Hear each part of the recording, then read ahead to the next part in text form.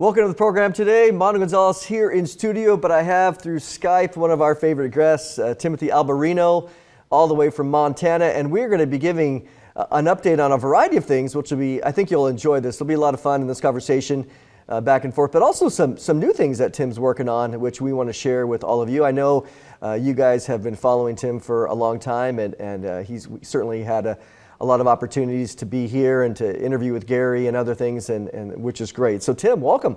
Mondo, so nice to be with you again. Yeah, this is good stuff, and I certainly I'm on your email list and I see different things, and not too long ago there was an email that came out and it was talking about different things that you're working on, and one of them is a brand new community aspect that you have created, and it's almost there, and I thought, man, what a great opportunity to chat again with you and also to share that with our audience. So kind of let us know what's been happening.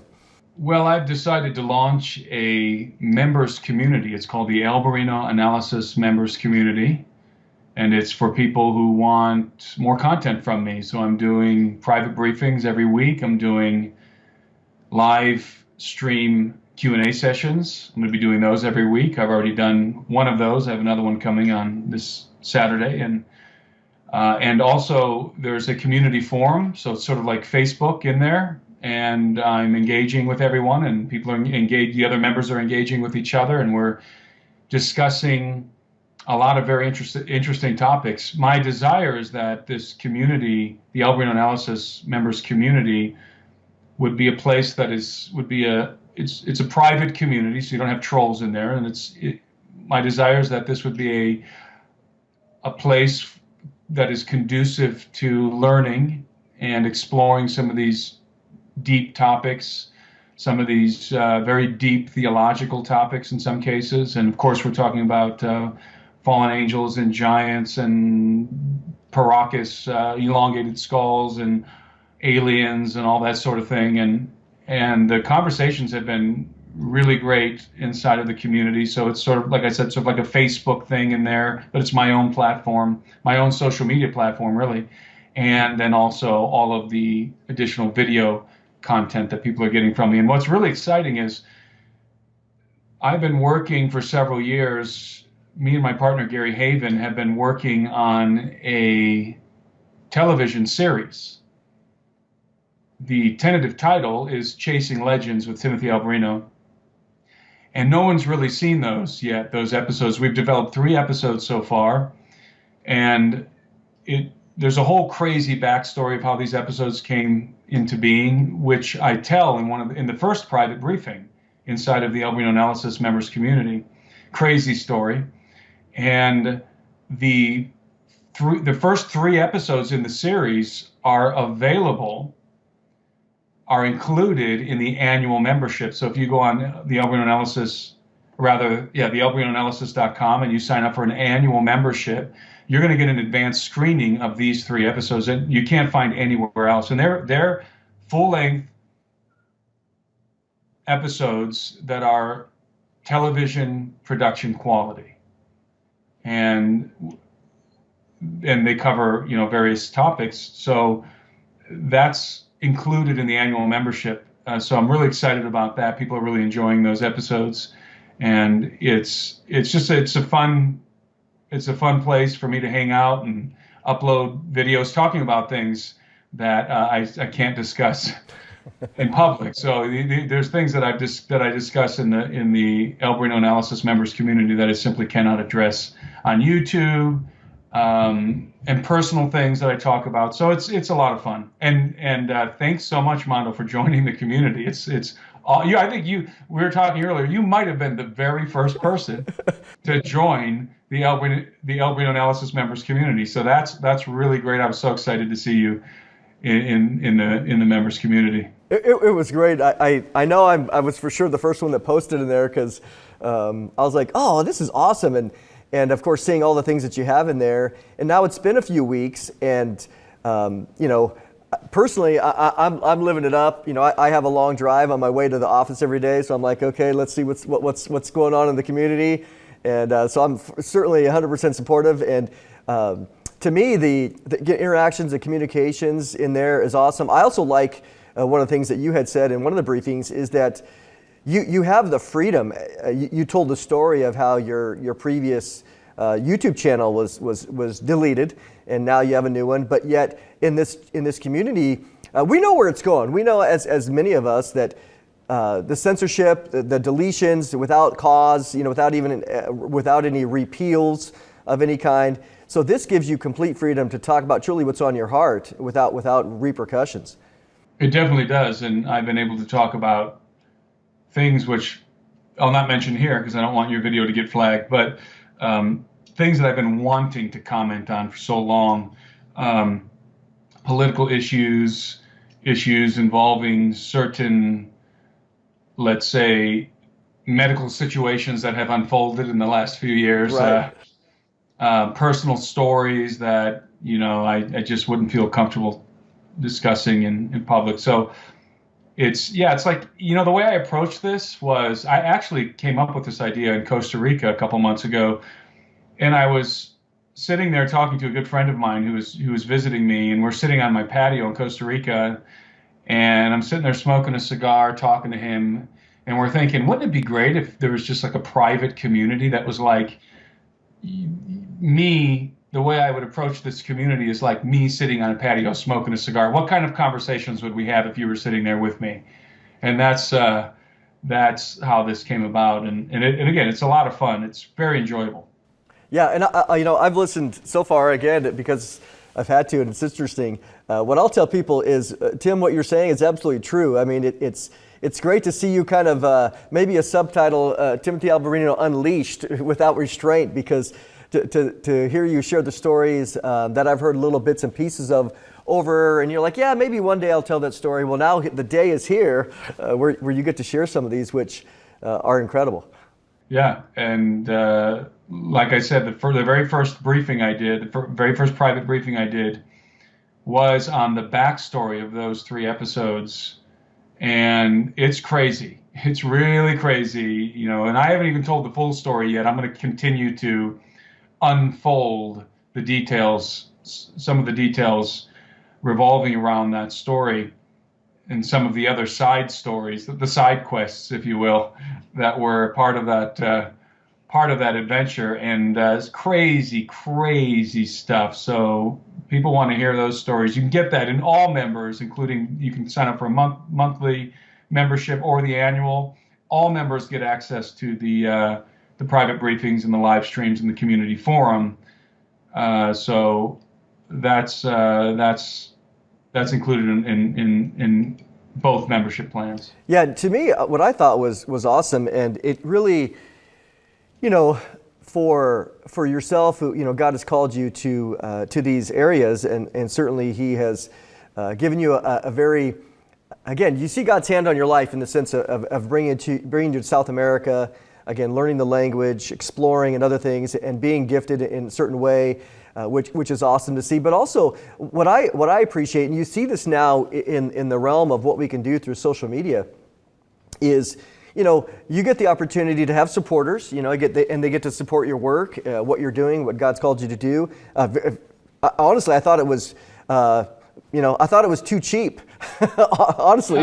But so that being said, people don't have to be like, oh my gosh, no, it was extremely reasonable. And again, but ultimately to support you so that you have the freedom to go out and explore these things and to share, because how many people get to do archaeology and other things around the world and to explore and to see. So, I mean, to me, I just encourage everybody, again, to do what I did. I was the one to jump in on it and to see, again, God unleash you to what He's called you to do because of your unique backgrounds.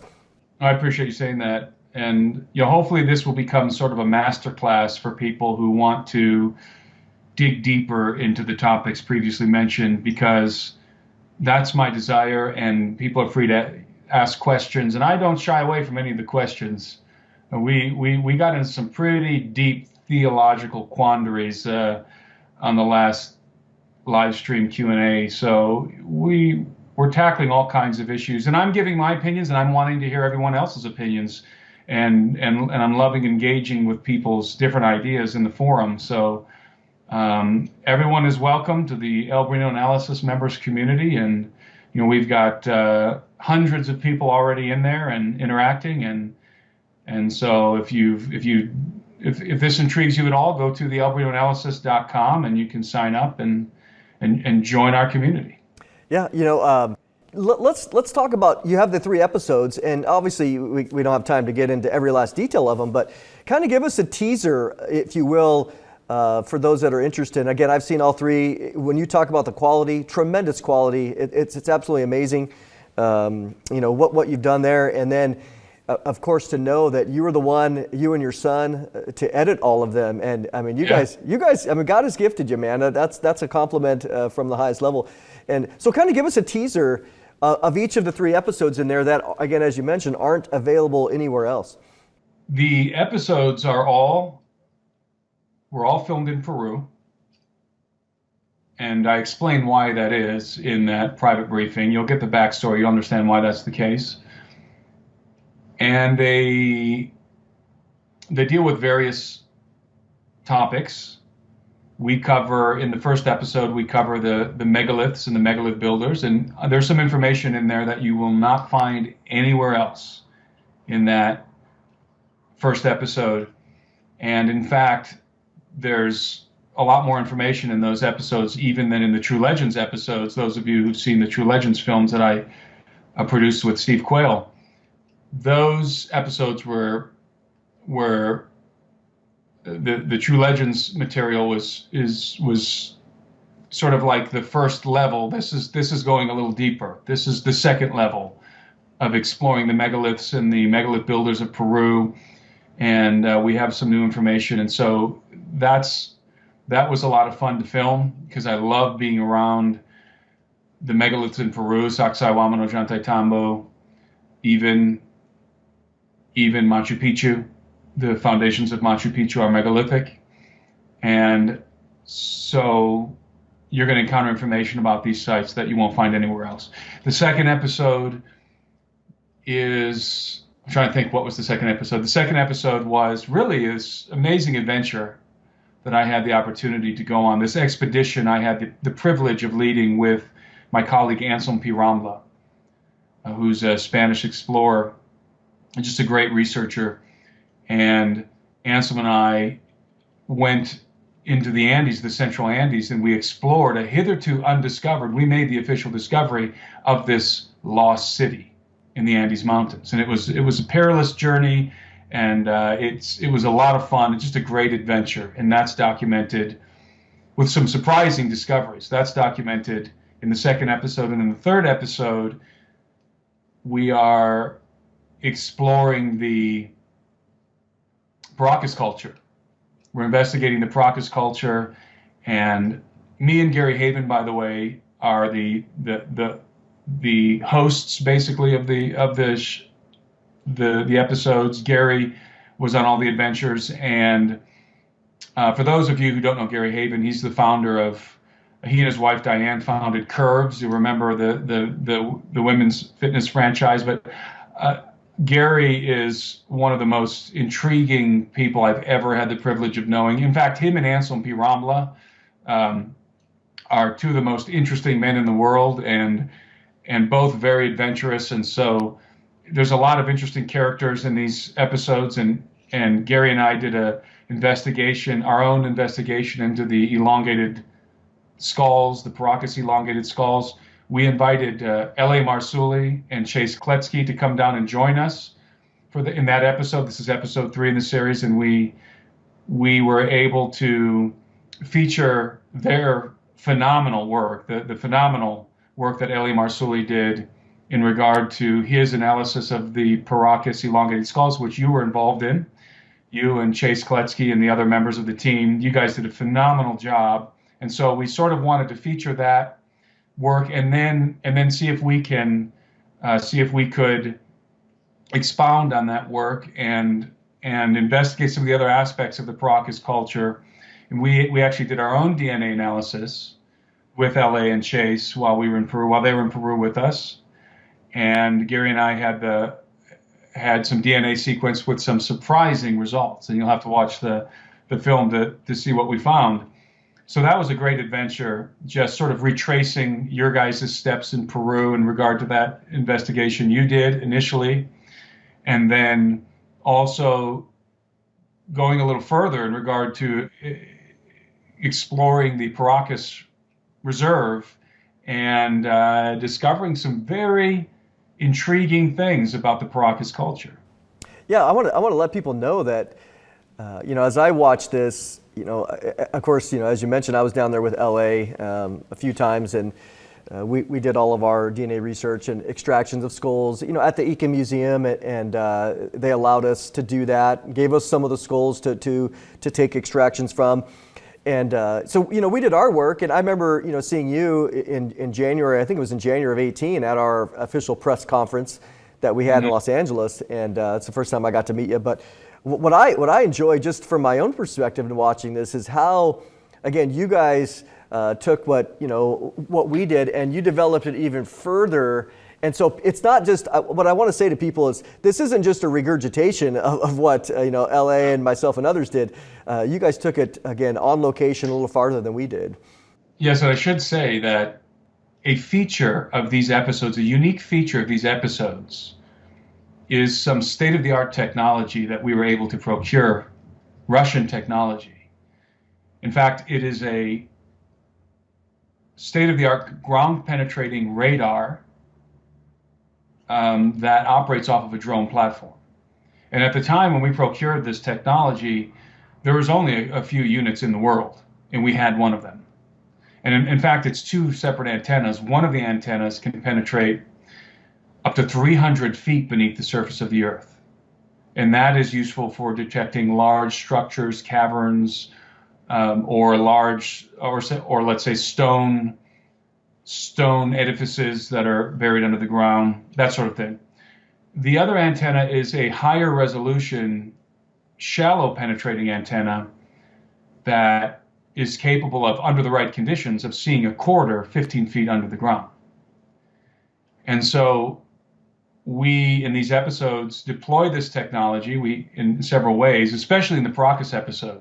And we make some very surprising discoveries. We go out to the Chongos Pyramid, the Chongos Necropolis complex, and we flew our drone over that pyramid, over that adobe pyramid.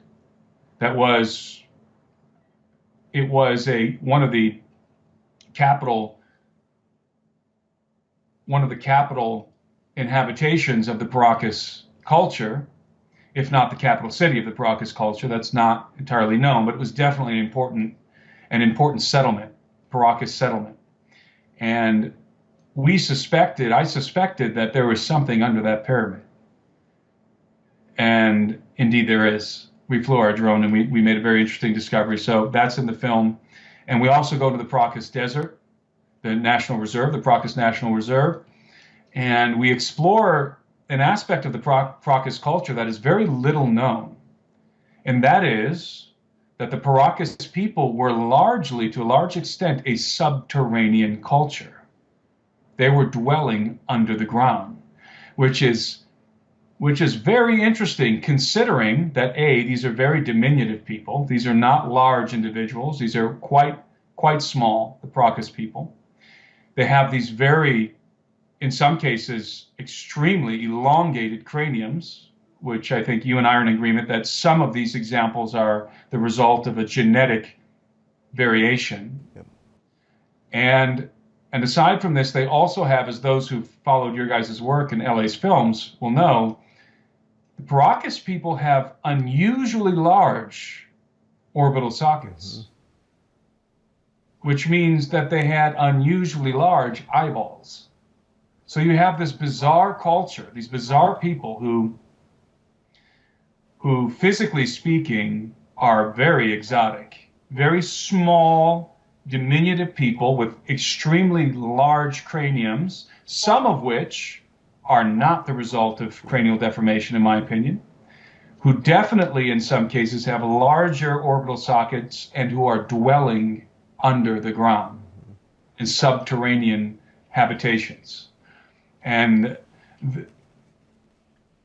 in the Paracas Desert, which we went out and explored, and we took our drone, you will find, if you know where to look, and we were fortunate to have an archaeologist, a proven archaeologist with us named Jose Pinilla, who had done excavations himself into these subterranean dwellings in the Paracas Reserve when he was younger, when he was a young man. And so he took us to these subterranean, I liken them to Viking longhouses. Subterranean longhouses is basically what they amount to. They're these oval-shaped mounds, and the mound is the roof of the habitation of the dwelling, and the actual compartment, the living space, is under the ground, 15 to 20 feet under the ground. And what makes these things really fascinating, these underground dwellings, is the fact that the rafter for the structure is made out of bone whales. So it's the whale vertebrae, and the rib cage.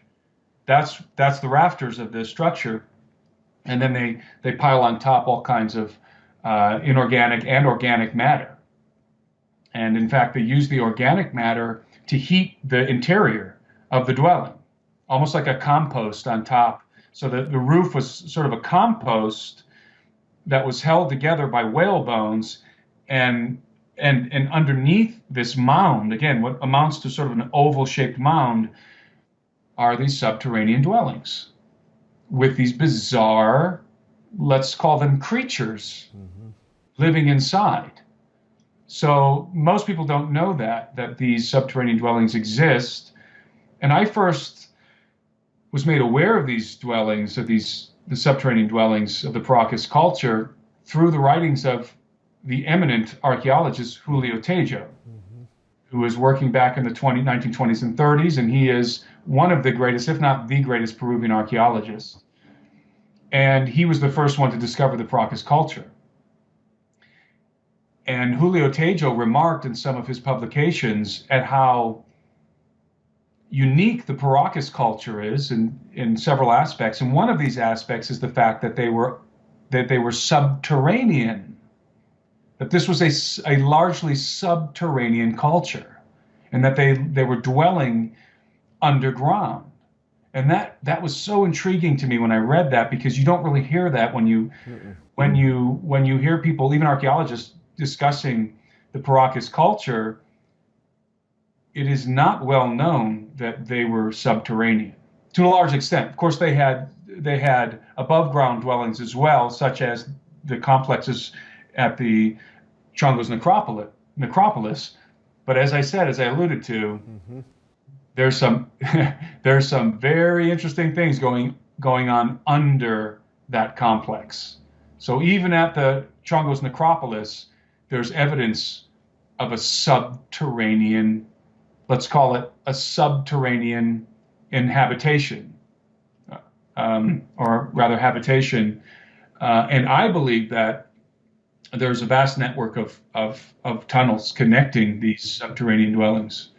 I'll tell you what, when we were there, traipsing around the Chongos necropolis, Elle and I were just walking through the desert, and as you know, there's a skull sitting over there. There's bones everywhere. It's really kind of strange, and walking right past that pyramid. And I said, "Hey, LA, look at this. This looks like you see all these rocks out here." And I said, "These look like walls." He's like, "No, there's not. No." And he goes, "I dug down on those," and I said, "Well."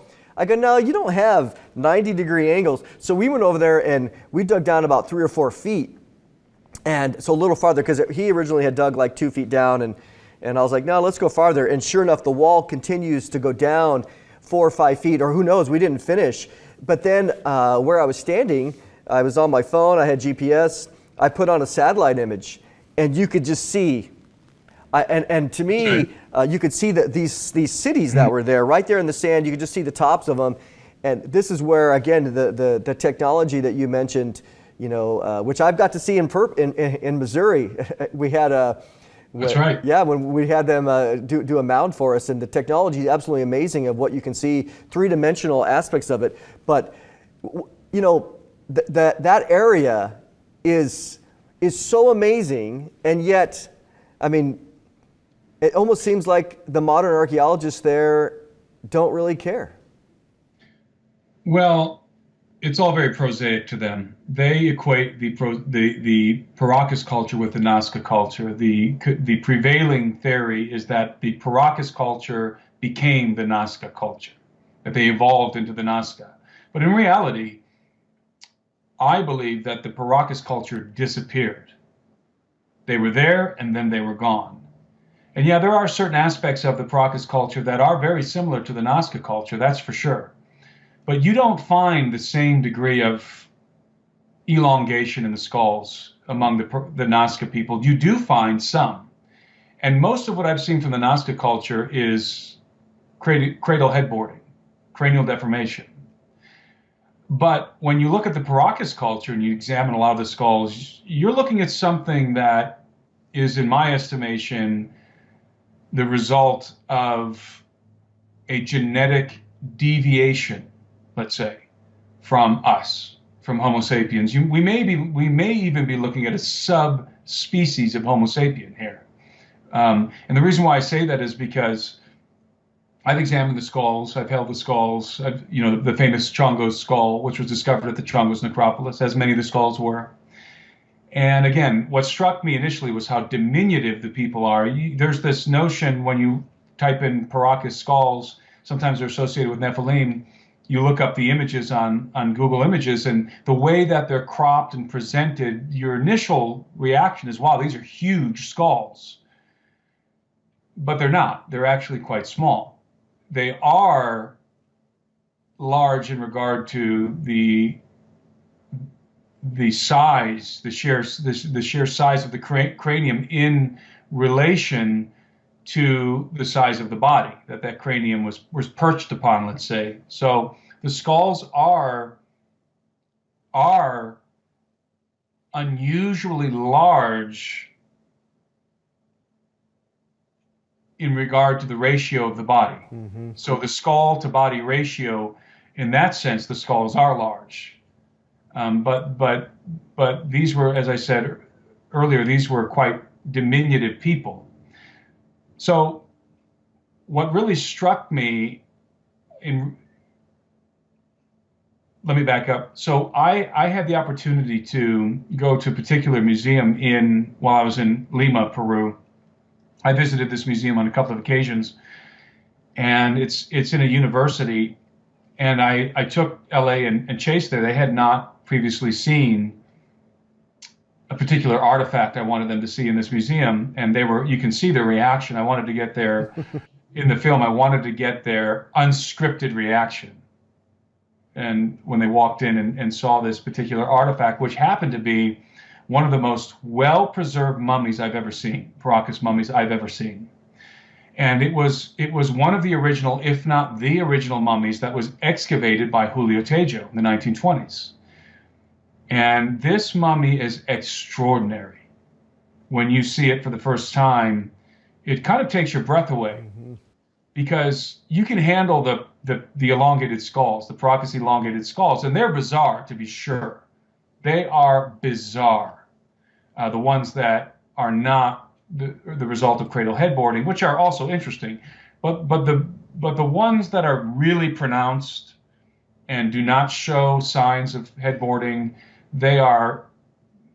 you almost want to use the word alien without going down the ancient aliens, the ancient astronaut theory road. But when I saw this particular mummy for the first time, I really had the impression that I was looking at something that was not us, mm-hmm. that was not entirely Homo sapien. It looked so different in many ways from ordinary human beings, because this mummy, which you see in the film, this mummy the skin is remarkably well preserved. And all of the body parts are there. The hands and the feet and all of the body parts are very well preserved. And the head, most importantly, the head is still connected to the body. So you can see the neck, and the skin is covering the entire body. So you really get a good idea of what these elongated skull Paracas people looked like. because holding the skull, again, you can kind of get an idea, but when you're standing in front of this particular mummy, you have a really good idea of what these guys look like. And they are so, again, I'm going to use this word because it's the only one that really captures my impression, is they are so alien looking in relationship to us. They look so different. The bone structure of the neck, this particular mummy, the cranium was so pronounced. It was just, it just took my breath away, as it did with LA and with Chase, and you see that in the film. Yeah, I mean, the word bizarre certainly fits, and we had seen a mummy. When we were down there, we saw a full-length mummy, but it was in a private museum in the town of Pisco. Pisca, or whatever it is, right there. Pisco, and so we got access to it, and we were like, so this is the first time we had always wanted to see one of the skulls on the neck, because on a body, because all we had seen was kind of just the skulls. And of course, we're not denying that there's artificial cranial deformation. That's obvious. But it's very well documented to see some of the differences. So when we saw the ones that we were looking at, as I know you have now, the foramen magnum was way pushed to the back, and you're like, this isn't normal. You can't, even with cranial headboarding on a normal baby, if you did that, you would end up killing the child. And of course, we documented all that with medical doctors and other things. But when we saw this one, it was not as good as the one that you have in your film, because it was small, and again, but what we saw was the neck, the vertebrae of the neck coming up into the back, and we're like, this is it. We finally got to see this. And then to see the one that you had with the skin on it was even better, because you get a visual representation that there is somewhere along the line, which again reminds us of Genesis 6. You have this, I'm not saying they're Nephilim, but in a similar way, you have this external genetic manipulation or interference of the human genome somewhere to create this. This was not... These were born this way. And I find it interesting, and maybe highlight some of this, is with the Paracas culture, you have this group of genetic group, where they're the priestly class or the royal class, whatever. But then you have the others that are the wannabes that are maybe, and you see this in the Nazca culture as well, that you have parents cradle headboarding their children to try to follow in line what you have of the genetic royal class. So talk about emulation. It's emulation. We see this in Egypt as well. The Nefertiti, for example, has an elongated skull. And this was clearly an act of emulation. This is why you find so much cradle headboarding, cranial deformation, is because they're not doing this just because it was fashionable at the time.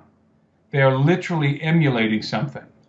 And we know that the Paracas noble class all had elongated skulls.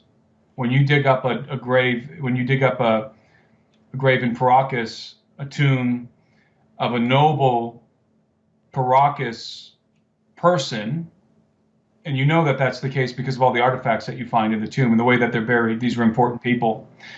They almost invariably, in fact, I would say invariably, they have elongated skulls. And so this was a mark of class. It was a rank. It was a mark of rank. And I think it was even more than that. I think that the Paracas nobility was probably considered to be semi-divine, and that this would have represented the elongated skulls, which I think again are in some cases, among the nobility at least, we're looking at an inherent genetic trait.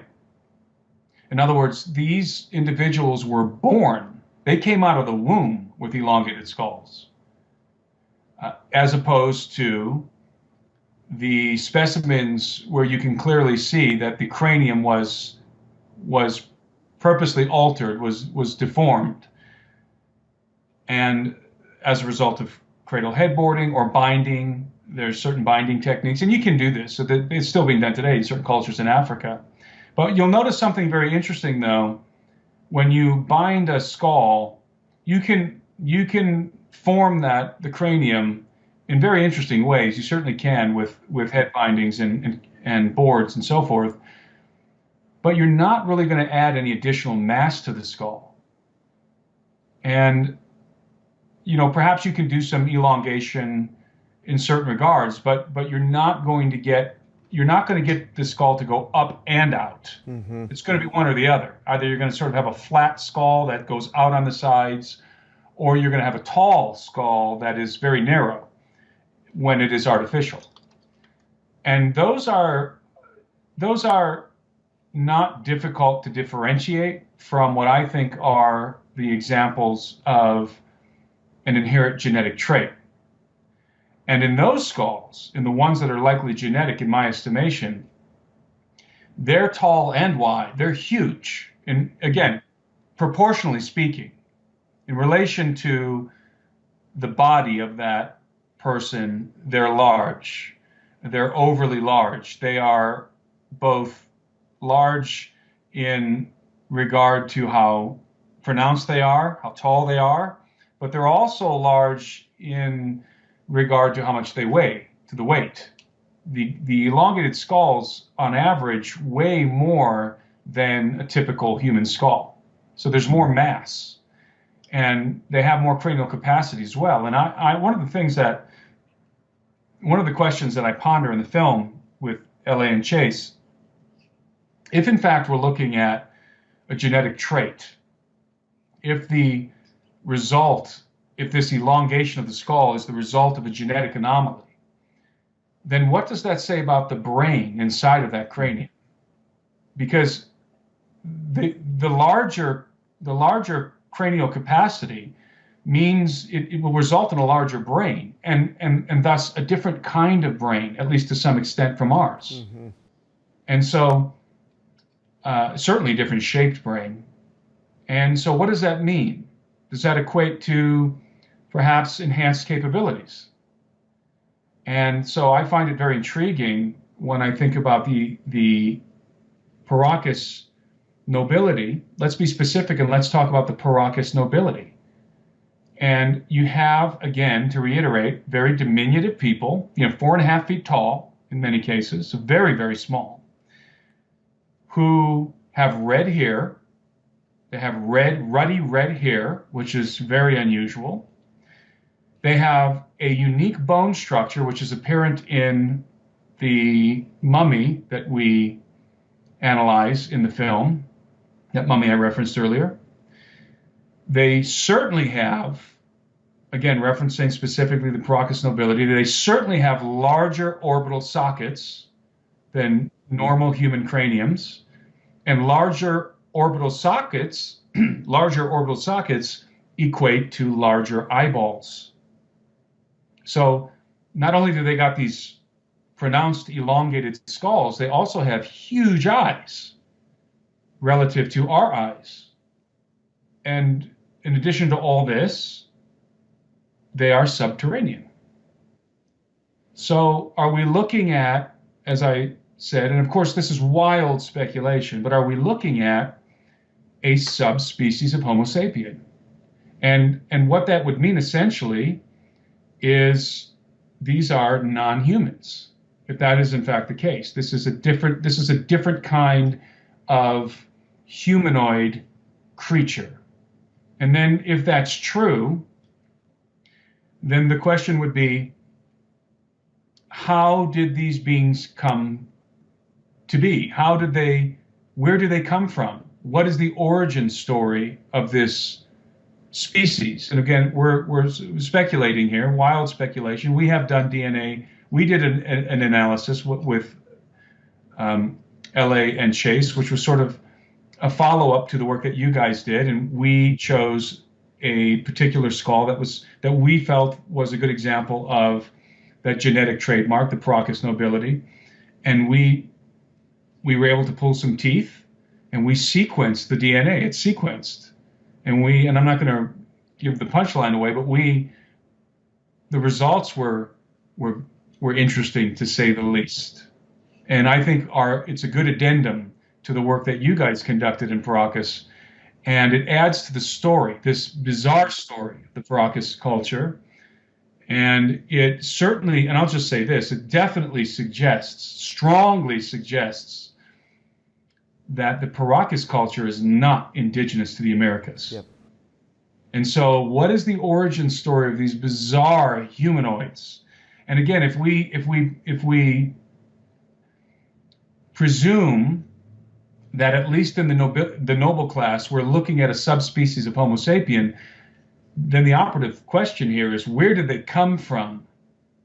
What is the origin of these things? And the origin may have something to do with what you were suggesting earlier. Was there an introduction of non-human DNA into the human gene pool? Now, we all are familiar with the Genesis 6 affair, and we know that, biblically speaking, that's a biblical fact, let's say. That's how we get the Nephilim. Now, I'm not saying that the Paracas people that the noble class, the Paracas nobility are Nephilim. That's not what I'm saying. But is there an injection of non-human DNA somewhere down the line of the human story that is perhaps even a different situation that unfolded in Genesis 6, or is it somehow related to that? That's still a possibility. I'm not confirming or denying that possibility. It's certainly there, and it's a very, very intriguing question. Yeah, when we look at the biblical data, you know, we have the Nephilim and the Anakim, and they're very much tied to height and giants, and certainly that we know that. But there's these other tribes, the Horites, which happens to refer to being a cave dweller, which that's what the Hebrew word means. People can look it up. You can test it on it. And so you wonder, being a cave dweller, did they have big eye sockets to live in a cave and other things like that? So you see the Zamzummim, the Emim, and Deuteronomy 2 and 3. You see these other passages where there's a lot more mystery that we know is evident. It's not. To me, it's not even to be far-reaching or to be totally outrageous to just simply look at the skull and go, well, again, with all these medical people, and to not have the encumbrances of conventional archaeological restraints, to be able to think outside the box and not worry about the ramifications, to say, clearly this is not just headboarding. It is genetic. And there was a guy that had come up to LA at one of the recent conferences, and he was a biologist, a molecular biologist in genetics. He said, "Hey, LA, I'm just going to tell you that I'm hearing the rumblings of the work that's being done down in Paracas, causing ripples out there, and they don't want to publicly acknowledge it because of the risk of academia. But again, all of our work, yours included, I mean, we're taking DNA from ourselves. We can see that we're not contaminating it. We're doing good work. We're doing good work." Well, certainly, the work that you guys did with LA, the word that comes to mind is unimpeachable. It was so professional, so well done. You guys went to great lengths to make sure that you didn't contaminate the samples. And the couple of samples that were contaminated were obvious and removed from the collection. And they stuck out because you guys took your own DNA as well. And it's sequenced. I believe LA's DNA was in there somewhere at least one time. And it's a testament to how professional you guys were that you were able to quickly weed that out, and just what you had left over was the accurate DNA samples from these skulls. And your findings were remarkable because, as I said, yours and then our addendum to your research, I think, unequivocally proves that the Paracas people do not originate in the Americas. And why is that so important? Because I've said that a couple of times. Why is that so important? I make this point in the film, and I developed this idea in the film. It's important because that statement alone rewrites the history of the Americas. Mm-hmm. If the Paracas people are indeed not indigenous to the Americas, it means, simply put, that they came from somewhere else, they came over the sea from somewhere else, which means there was a remarkable seafaring culture that had the capability to cross the ocean thousands of years ago and to arrive to the shores of South America, specifically to the Bay of Paracas. That is not supposed to have happened, according to the conventional historical narrative. The peopling of the Americas is, basically the story of the peopling of the Americas is almost, in fact, exclusively the crossing of the Bering Strait, when there was a causeway, when it was frozen in the interglacial period, where they were able to come across and come down and filter down through the Americas. And I'm sure that did happen to some extent. I'm not denying that was part of the story, but it's only part of the story, because you have Polynesian markers as well in the Amazon, and you have very clearly genetic markers that are not that don't have anything to do with the Americas in the Paracas culture. And so what we've discovered, what you guys discovered in your investigation, and what we discovered in our investigation, and also we have some other things that we talk about in the film that are proof of this, that help to fortify this hypothesis. What we've discovered is that the history of the Americas, it's a lot more interesting than we had previously thought. And there's no doubt in my mind that the theory of isolationism is completely false. Yeah, it should be dead. And that diffusionism is true, and that there was a lot of cross-pollination happening, even perhaps from the Middle East. And from the Middle East during a time when the Nephilim were inhabiting the Levant. Yep. I find it fascinating because if you think about,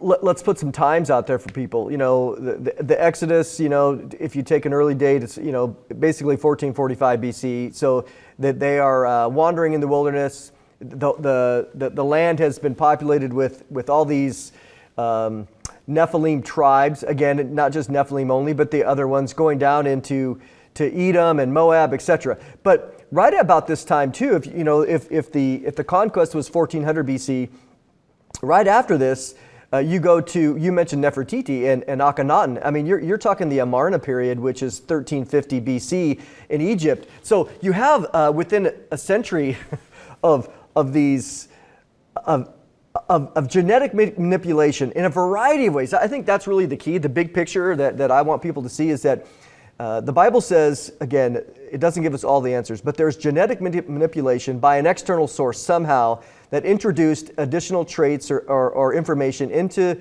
the normal human genetic code, which we see differences now, again, in Nephilim and others. And as we discussed, they end up coming across into other parts of the world. That rewrites everything. Let me ask you this: you have these 3 episodes that you're working on, or that are done and completed, and is there any further work to be done down there that you have plans on with the Paracas? The answer is yes, and let me add a detail here that will tie into what you were saying. There are estimates of the Paracas culture. Some historians and archaeologists actually place the Paracas culture, the origin of the Paracas culture, back to 1500 BC.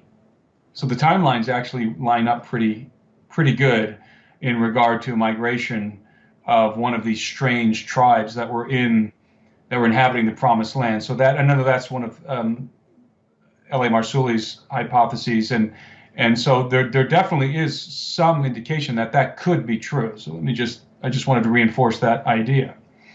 In regard to further projects in Peru and expeditions, I think Peru is one of the most, if not the most, fascinating places on planet Earth. It is.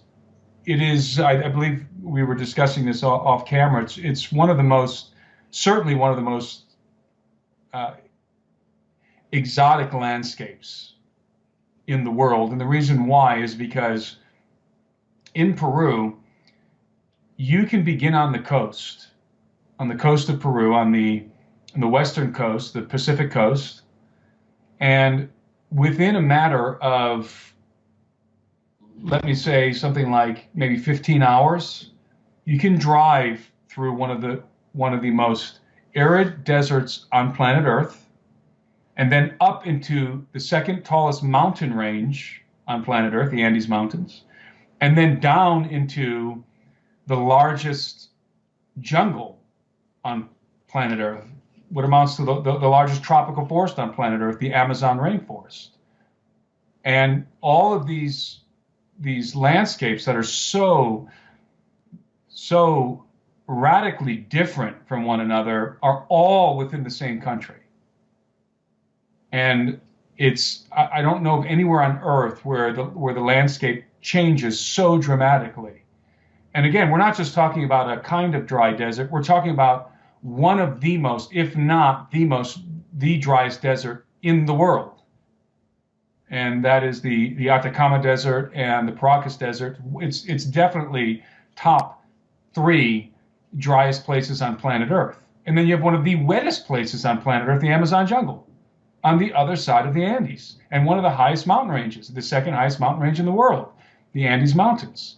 So, and then in the midst of this radical differentiation in the landscape, you have these crazy cultures that existed there, like the Paracas culture, like the Inca, who were just remarkable culture. And then, you have the Moche culture, which is a really, really interesting culture. You have just dozens of very important, unique cultures popping up. And then in the midst of all this, you have megaliths. Mm-hmm. Probably the greatest concentration of megaliths in the world is in Peru. You find megaliths everywhere you go in the Andes Mountains, and to some extent into the desert. And this is the most exquisite cyclopean architecture that I've ever seen anywhere in the world. And it's the concentration of the megaliths is just it's mind-blowing in Peru. So and then you've got these elongated skulls, and not just in Paracas. You find the elongated skulls also to some extent among the Inca, in the Inca ruins, and then certainly you find them in Tiwanaku. Over in those the megalithic complex of Tiwanaku, Pumapunku. And so it's just absolutely fascinating. And there are many mysteries in the country, many things, by the way, that we've discovered that we have not published, a few things that are very important that we've yet to publish, and that require, we sort of covertly discovered some of these things, and so we're not being very vocal about it yet. And so, yes, the answer is yes, there is always going to be more opportunity for expedition and discovery in Peru, because it is, as I said, one of the most, if not the most fascinating place on the face of the planet. Perhaps save Antarctica. That's true. That's a whole other discussion.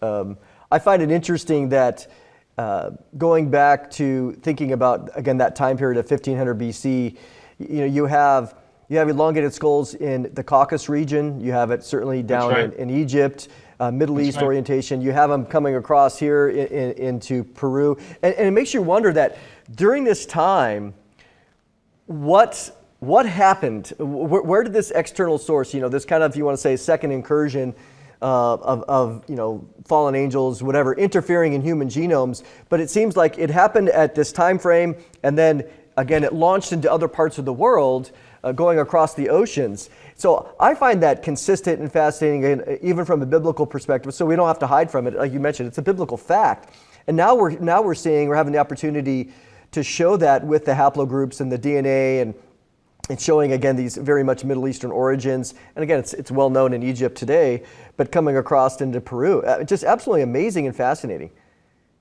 Yeah, and I would differentiate personally, although I'm totally open to LA's theory. I would differentiate the Nephilim from the Paracas culture, and the reason why is because the defining trademark of the Nephilim is their unusually large stature. Agreed, 100%. They're giants.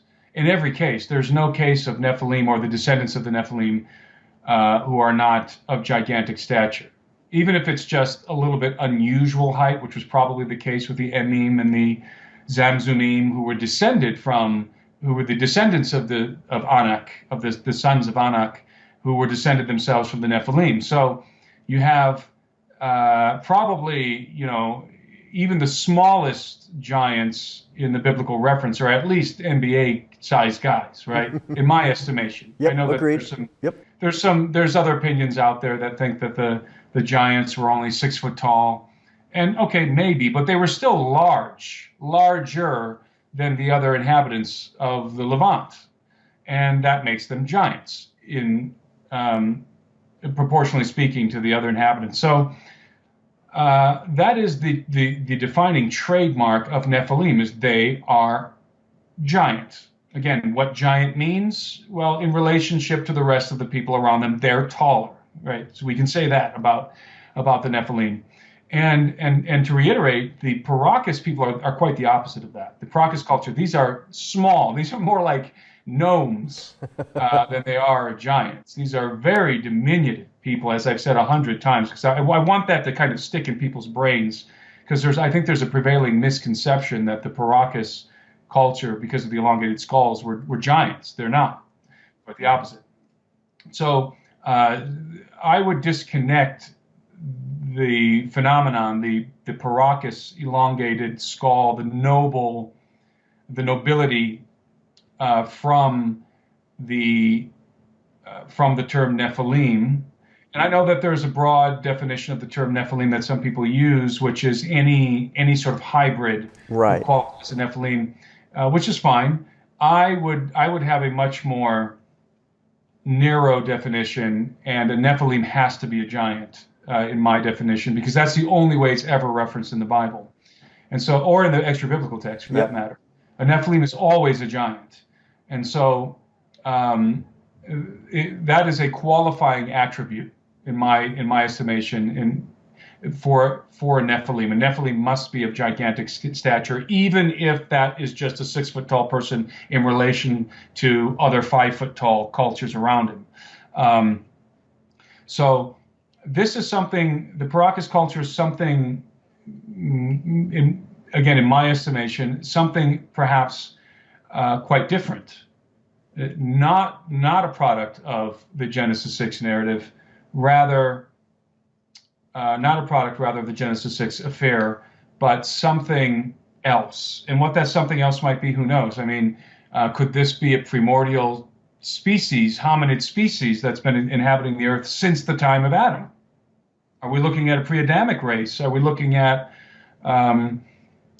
genetically altered race? Who knows? I mean, the answer is nobody knows. But I do believe that even though you're never going to find conventional archaeologists ever daring to breathe the word subspecies as it pertains to the Paracas culture, that is not a sanctioned view among archaeologists. The sanctioned view is it's all headboarding. It's all cranial deformation. That's for sure, that's the view. However, I believe that privately, and I believe this because I've spoken to archaeologists in Peru, I believe that privately, these archaeologists, the ones who are hands-on with the Paracas culture, do suspect that we're looking at a subspecies of Homo sapien. I do believe I'm absolutely convinced that many of these archaeologists privately, in the privacy of their own homes, maybe express the misgivings about the Paracas culture in regard to it being just a typical human culture, probably in conversations with their wives and kids, express a little bit of a different view. And again, that's an informed opinion of mine. So it would not shock me at all if in the future, sometime in the next decade, undeniable proof emerges that the Paracas culture is not entirely human. And of course, what we need is the nuclear DNA, which you guys were unable to attain and we were unable to attain. It's very difficult to sequence nuclear DNA It's much easier to get mitochondrial DNA, and mitochondrial DNA, as we all know, only informs us about the mother, but not the father. Yeah, one of our goals, when we were talking with the Ministry of Culture, I mean, again, we went through the whole approval process for various things, and one of the proposals, or in the proposal that I wrote, was, hey, we want to get these initial specimens out to get them tested, and then if there's anything unusual, anomalous, which it came back, unusual, then we wanted to go to the second stage, which was to have an excavation somewhere in the Chongos necropolis so that we could find something that came fresh out of the ground. And then boom, as soon as it's out, man, we're grabbing DNA and we're bringing it, because it's, again, as you mentioned, it's so arid there that the preservation is astounding. But it is. But they just, when we did this, we did everything they asked, and they just ignored it. So I'll one up you. I was sitting with, I was actually sitting with LA and this very same archaeologist that you guys worked with, and Gary Haven. Me, Gary, and LA were sitting there talking to the director of the museum in Ica, who's also very influential in the excavations that happen in the region, and actually can authorize excavations.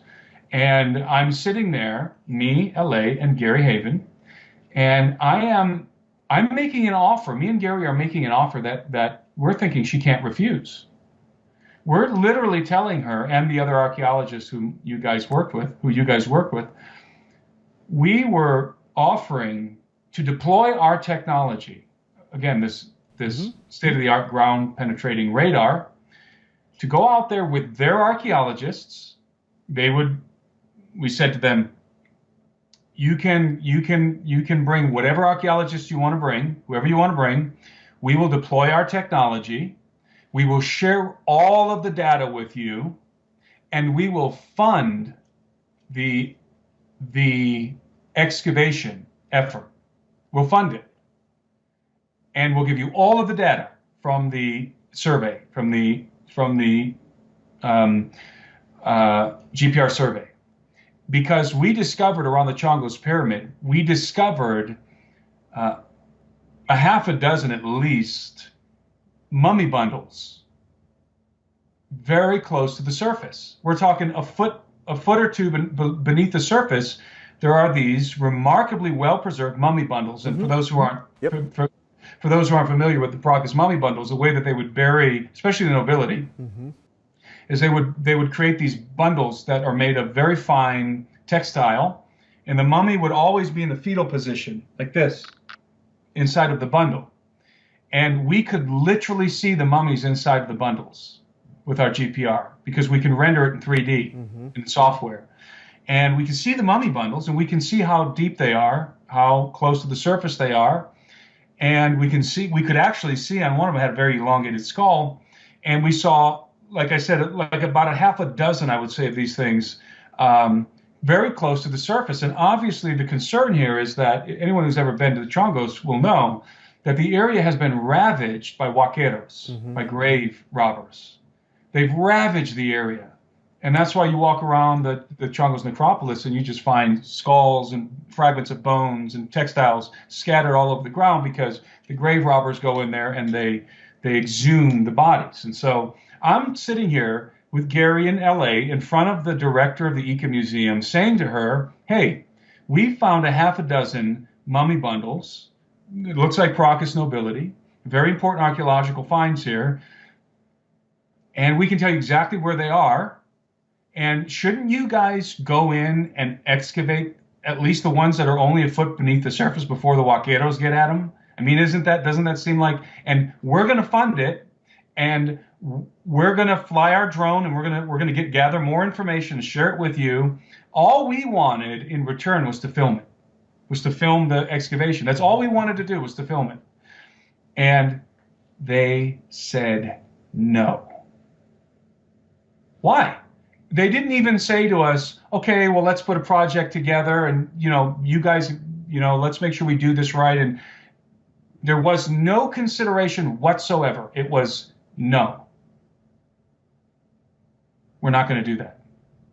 And we literally could not understand, again, LA, myself, and Gary, we could not comprehend why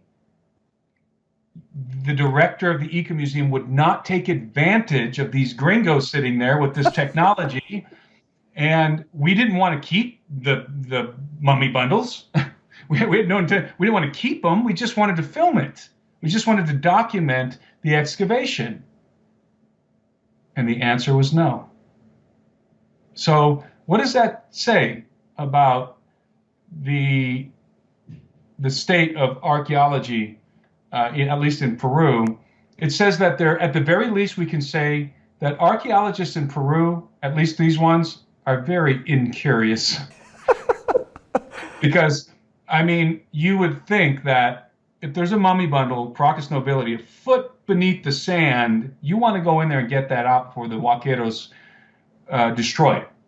At least you got a museum, yep, for God's sake. At least just put it in your museum, right? It's not like you don't have somewhere to put it.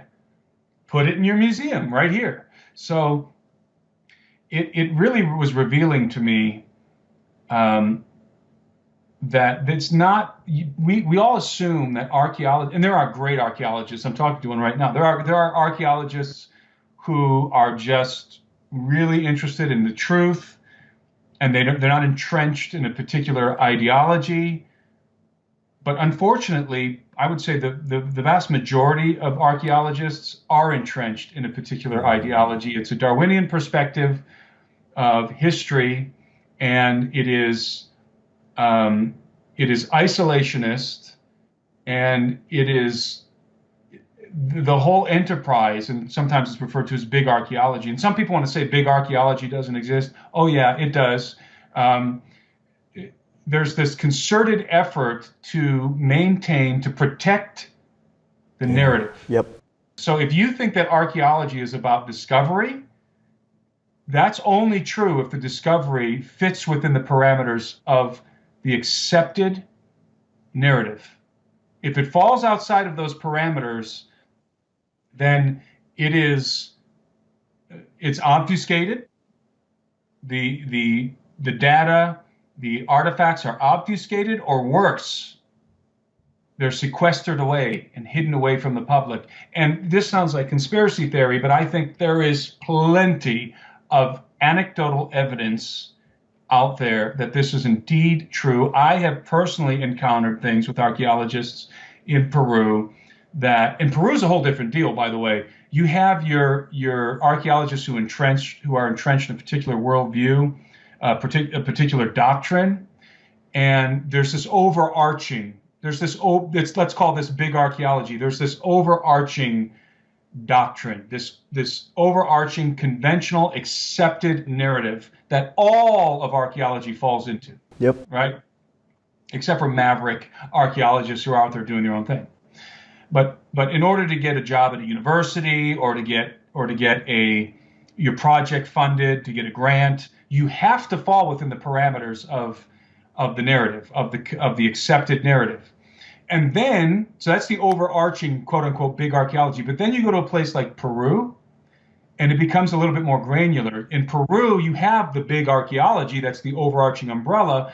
But then you have a particular doctrine that relates specifically to Peru. That's even more, it's higher resolution, and it's even more entrenched. It's even more hostile. And in Peru, they have this timeline, of these different cultures. And then, of course, you get into the Inca, who are sort of the crescendo of the whole thing. And the Inca are, it's the heritage, it's the national heritage of Peru, right? Yep. Which is funny because the Inca, the bloodline of the Inca was wiped out. That bloodline's gone. Peruvians today are not the descendants of the Inca, because the Inca were only the noble class. Mm-hmm. It was only the royal family. Only they were Inca. Everyone else was whatever tribe they happened to be a part of, but subjugated to the Inca. So it was like an empire. It was an empire. The Inca conquered and subjugated the various tribes that were inhabiting the Andes, and those tribes didn't become members of the Inca The tribes did not assimilate into the Inca culture. Rather, they were subjugated by the Inca. In fact, I'm getting far afield here, but in fact, the Inca, they were so intentional on keeping the different tribes separated that even the city of Cusco was divided into quarters. And in each quarter lived a particular tribe. And those tribes had to inhabit that particular quarter of the city, and they had to wear their traditional garb. So the Inca were very intentional about keeping the tribes divided in regard to their cultural practices and even their garments. But the Inca themselves wore exclusive garments, and the other tribes were not allowed to wear the garments of the Inca. For example, only the Inca nobility, only the royal family could wear the it just slipped my mind. Not the llama, the other one, the alpaca. All of the alpaca in Peru in the Andes belonged to the Inca, to the royal family. It was a crime punishable by death. It was a capital offense to kill an alpaca, because that's property of the Sapa Inca, of the Inca king. And so there was a concerted effort by the Inca not to integrate the cultures, these various cultures, into their culture, because their culture was semi-divine. These were the children of the sun, and their bloodline was very, very jealously maintained, right? So only the Inca nobility, who the Spanish called the orejones, because they had a large ornamentation in their earlobes, and their earlobes were elongated, large hole in the earlobe, and so it would hang down. And so there was this concerted effort to separate the tribes and to maintain their cultural identities, right? And so it's comical to me that in Peru, all of these variegated tribes who are still come from different communities in Peru all claim Incan heritage, but not a one of them is Inca, not one. Now, I understand that they take great pride in this superior culture. Like I'm Italian, and I take great pride in the Roman culture, because the Romans were in one of the greatest civilizations on earth, and so were the Inca.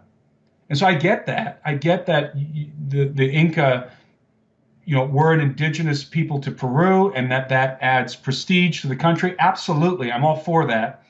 But, and this is a long-winded way to weave this narrative here, but what I'm trying to say is, when you operate in Peru, you're not just operating under this, within the parameters of big archaeology. Now you're operating within the more restricted parameters of a very specialized narrative about the Inca. And that narrative is sacrosanct. You cannot do anything to defy the conventional archaeological history as they know it, as they have documented it. If you defy it in any way, there is open hostility in Peru. You see, so yes, you have the overarching Darwinian historical narrative that you're always coming up against, but then it gets even more constraining when you operate in Peru, because, for example, when I was attempting to get a film permit to film in Ollantaytambo and Machu Picchu specifically, I called one of the largest film. I forget what they're called. We call them fixers. It's a company that helps film production crews to get permissions and license to film in various parts of the country, right? And I called this individual. He wanted to talk to me about our project, and it was just sort of a casual phone call. This was sort of the onboarding phone call. We were going to be working with his company. They're the most prestigious one in Peru. And I remember I was sitting in the truck at the Pisco airport, sitting in the truck, and I'm talking to this individual who's the director of the company, and he starts to question me, to get very specific about what we're filming. And he says to me, I looked you up on the internet. He said, I know who you are. And he went into this tirade. I mean, he was yelling, tirade, about how and remember, I'm not talking to an archaeologist, I'm talking to a fixer, okay? He was talking, I'm trying to recall his exact wording here. He was going on a tirade about how my views, my perspectives are completely invalid, and that I am robbing Peru of its heritage, and that I'm a racist, and he was saying things that weren't true, that were patently false. Like, he was equating me with the ancient aliens people, and saying that I'm going to say that aliens built Ollantaytambo or whatever. And I'm sitting there calmly assuring him that he's mistaken. And he's just, I mean, the guy is insulting me, calling me names. He's irate. And he says to me, remember, he's just supposed to give me a permit. He's not from the government. He's just supposed to help me. He doesn't issue permits. He's supposed to help me get the permit. And he's not the only game in town, right? But so he says, he told me, I am the nephew of the director of the Ministry of Culture. He's my uncle. And I promise you, I will make sure that you don't get any permits in this country, that you will not be able to do anything. And I'm going to talk to my uncle, and you will be banned in this country from filming or from even going to these sites. I mean, he was irate. And I just started laughing. I said, you will do no such thing. You don't have the authority to do that. And I said, by the way, my contacts also know your uncle is true. Uh-huh. And we're going to go talk to him and tell him how unethical you're operating your business. I said, you should not, it is none of your business what I'm here to film. That's none of your business. You're not the government. You don't issue the permits. You just help us get the permits. And you're not the only one who does that. We're just going to use somebody else. It's none of your business. And I assured him, I said, even though we're not filming anything that has anything to do with aliens, we weren't. I said to him, we will go to any of these sites and we will film whatever we want. I said, I assure you we will. And we did. And we did it legally. We got permitting through other sources. I'm very well connected in Peru. And so is Anselm P. Rambla, my colleague, very well connected in Peru. So we were able to do that. That gives you an idea of what you're up against in Peru specifically. It is hostile. I was at Machu Picchu. This wasn't on the film project. This was last year when I did a public tour, basically, to Cusco.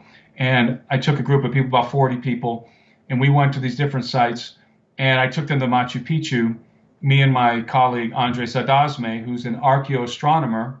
And Andres and I, we're synchronized in regard to our view of the megaliths and when they were built and so forth. And Andres has done some phenomenal work. And some of his astounding discoveries are in our film, by the way. And we went to Machu Picchu, and I was discussing with our group, so we had our group around us, and I was discussing the Intihuatana, which is the hitching post of the sun. It is this solar device that is carved into the bedrock. It's called the Intihuatana, and there is some indication that a similar solar device, an Intihuatana, another one, was discovered in Turkey. Mm. And I had seen some documentation on that, and I was just mentioning, hey, if this is true, uh-huh. and there's an Intihuatana in Turkey, then that means that that's proof positive that the Inca didn't build Machu Picchu, at least the foundational level. Because if you have the same solar device in Turkey that you have in Peru, you're dealing with a global civilization, or at the very least, a ubiquitous knowledge, right, in regard to the megalith building and in the tracking of the sun. And I'm saying this to the group in English, and Andres is with me, and we're talking about this. And there was a gentleman standing there who was one of the official guides at Machu Picchu, and they put their guides, they stationed them throughout the site so that they're just sort of keeping an eye on things, making sure people aren't, doing anything illegal. But also, I didn't realize this, they're also there to listen. Okay. And he's listening to me talk about the Intihuatana and the potential find in Turkey. And he suddenly starts yelling at me. He starts yelling at me. And he's saying, "Who are you? Who are you?" And he comes over and he interrupts me and Andres. "Who are you? He literally said this, "Who gave you the authority to say those things?" And I said, "Who gave me the authority? I can say whatever I like."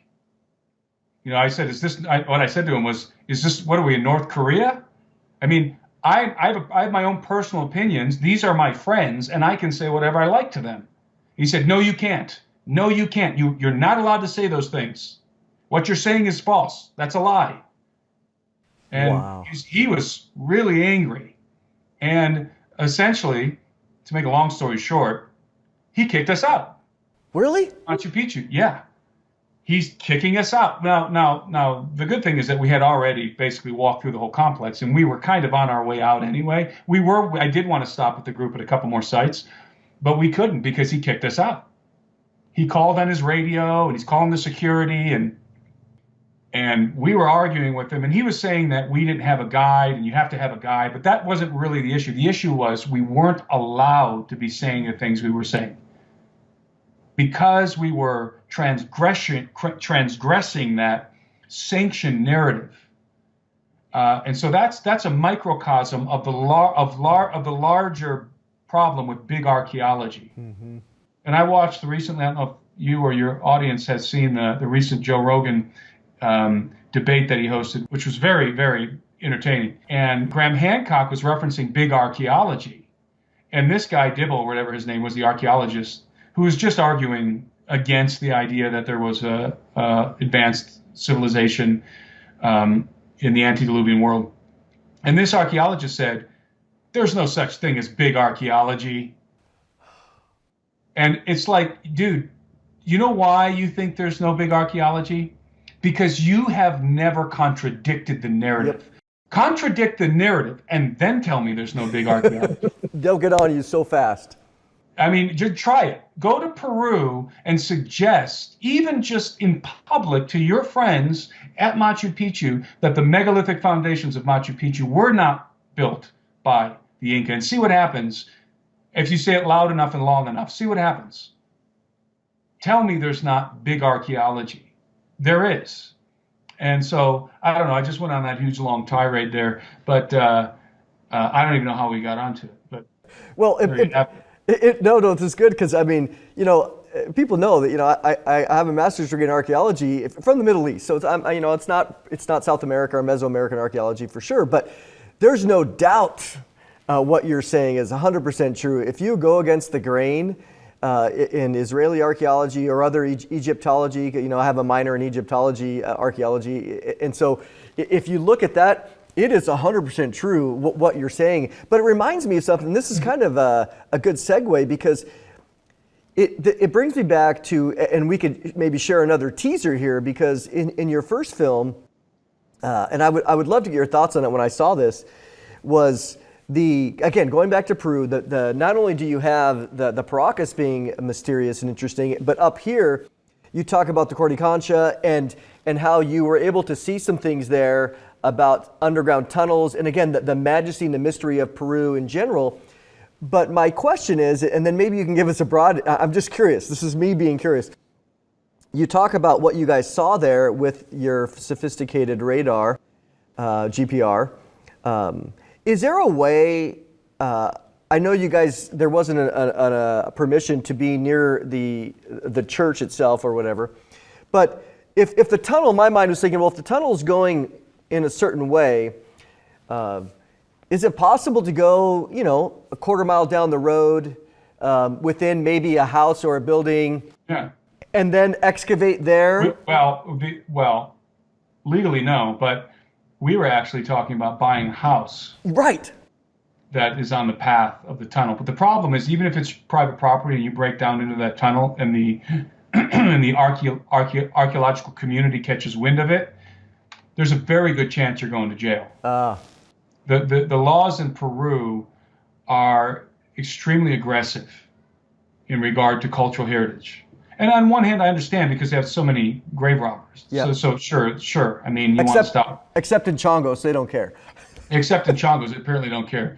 So I get it. You're trying to preserve your cultural heritage. And again, that's laudable.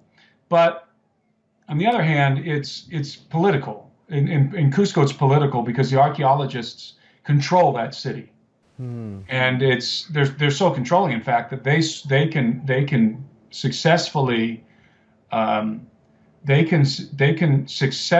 contravene or intentionally go against the will of the Minister of Culture. That's how powerful the lobby is in Cusco. They have just as much power as the Minister of Culture in Peru. And why is that? Because Cusco is the cash cow of Peru. Peru's number one economy, the most important facet of the Peruvian economy is tourism. And the most important facet of Peruvian tourism is Cusco, Machu Picchu. Mm-hmm. So they have a lot of power. And so that's the answer. The answer is we would have to get explicit permission from the Minister of Culture, and B, from the Cusco lobby. And what would the Cusco Archaeological lobby? And what would that entail? Well, frankly, it would probably entail large sums of money slipped into pockets. I mean, that's literally the way it is in Peru. So you're not allowed to make archaeological discoveries in Peru without bribing somebody. And that's a broad statement. Let's say if it's in important areas. You can go out in the desert and make a discovery and go publicize it, go talk to archaeologists. And many of the archaeologists might be interested and want to join a project or something, but the brass is very resistant because it's political. And I suspect that it's probably the same thing in Egypt. Mm-hmm. And these places where the archaeology is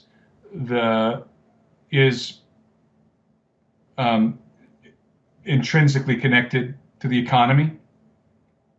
So it's a political issue. It's not just archaeology. Like here in America, archaeology and our economy are not connected. Yeah, exactly. Yep. They're totally disconnected. They're two different concerns. And in Peru and in, again, Egypt, certainly, whereas in Peru and Egypt, the archaeology is the economy. Yep. And to a large extent. So there's a lot of factors. So Peru's a very difficult terrain to make discoveries in, to work in, archaeologically speaking. I'm not an archaeologist. I would consider myself an adventurer and explorer. But I very much like working with archaeologists, Peruvian and otherwise. Again, I worked with Peruvian archaeologists and who didn't agree with all of my own hypotheses. He had his own theories about things, and we respected one another. And we always, by the way, in Peru, when I operate in Peru, we're always interfacing with the Ministry of Culture, and everything is above board with us. We don't go and do things. Now, we will go and survey something without permission because it's not against the law to look at something, mm-hmm. right? Or to look down at it with the satellite. Exactly. Or in some cases, to fly a drone. If you got permission to fly a drone, you got permission to fly a drone. So in Cusco, we did take our antenna and we put it in a duffel bag, and we walked through some of the streets, mm-hmm. and we discovered some very interesting things. So, so there's some ways around it, and that's all fine. That's a gray area, but you can't just take you can't you can't take a backhoe and start breaking the ground in Cusco without, especially if you break into the Shinkana, which is what we were looking for, the tunnel, the man-made tunnel that runs from the Coricancha to the galleries beneath the megalithic site of Sacsayhuaman. If you break even accidentally into that tunnel, you're in trouble. Okay, you're in trouble because they'll descend on you. The archaeologists are going to descend on you, and and are going to accuse you of all kinds of things. And by the way, you do real jail time in Peru, okay, for infractions of the laws pertaining to cultural heritage. You do real jail time. It's not a slap on the wrist in Peru. In fact, I remember one time I was filming at Sacsayhuaman. We were filming early in the morning. We weren't really supposed to be filming. Again, it was kind of a gray area. And I was with a team of South Africans, professional. One of the guys was one of the main cameramen on Survivor, and the other guy was shot wildlife for the Discovery Channel. So I had a highly professional team. And this was when I was working with Steve Quayle. And we went to Sacsayhuaman early in the morning, and we just wanted to get some wide shots of the walls before there were people walking around, right? I mean, it's completely understandable. And we want to get drawn up in there, and we didn't technically have a permit to do it at the time. We did later, but we were a distance away, and we're filming, and I remember we set up. We're getting wides at right after the sun rose, and all of a sudden, these the guards, I forget what they call them. They're the guards, the site guards that you'll see if you go there, and they just kind of standing there looking around. It's worse in Bolivia, by the way, and because they got bullhorns and they will. Oh God, Bolivia is terrible, but in Peru, the guards are a little bit more relaxed than in Bolivia. But they saw us and they started sprinting towards us, yelling, radioing in that we were huaqueros. Oh. We were grave robbers. And this is so stupid because they see we have expensive camera equipment. We're obviously not grave robbers. And that we're a bunch of gringos, right? And I mean, it was I don't know if I should say this, but they pursued us, let's say, on foot through the complex, through a part of the complex. So we're running, sprinting with our cameras and everything, and it was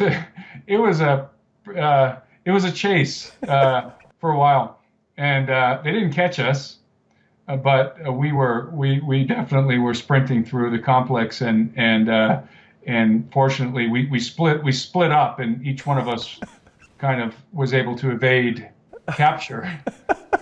That says a lot that you're up at 10,000 feet or whatever, sprinting. Exactly. That's exactly 11,000. And we are, we're carrying tripods and cameras, and so it was quite nerve-wracking there for a moment, because they're accusing us of being grave robbers, and the penalty, the laws associated with huaqueros are very, very stringent and draconian. So anyway, we escaped.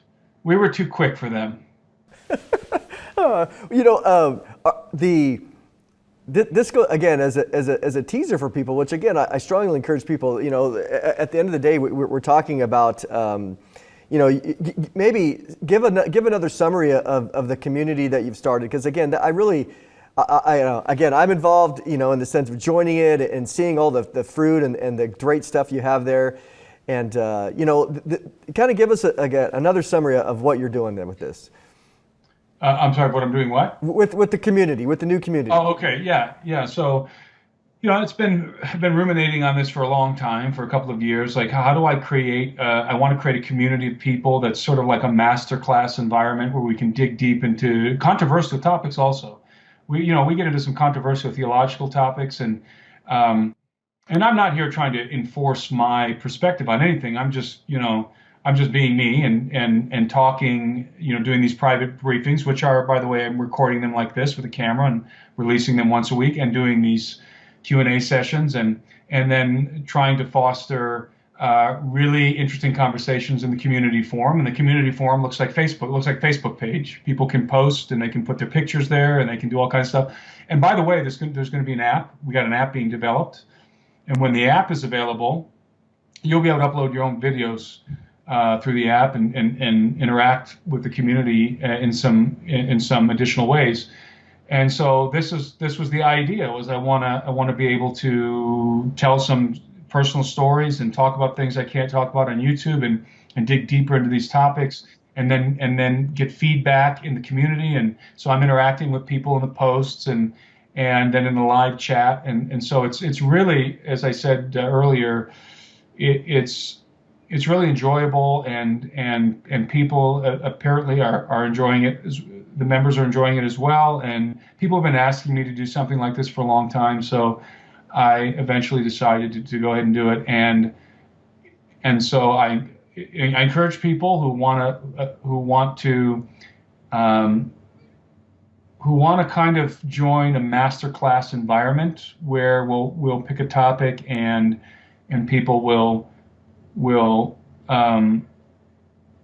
discuss the topic without, and this is an important thing, without the trolls. Mm-hmm. There's no trolls in my community. And so you don't have to worry about being ridiculed or being attacked by trolls, because that's a big problem, obviously, on social media. You post an opinion, and some troll who doesn't like your opinion will come out and attack you in a very aggressive and nasty way.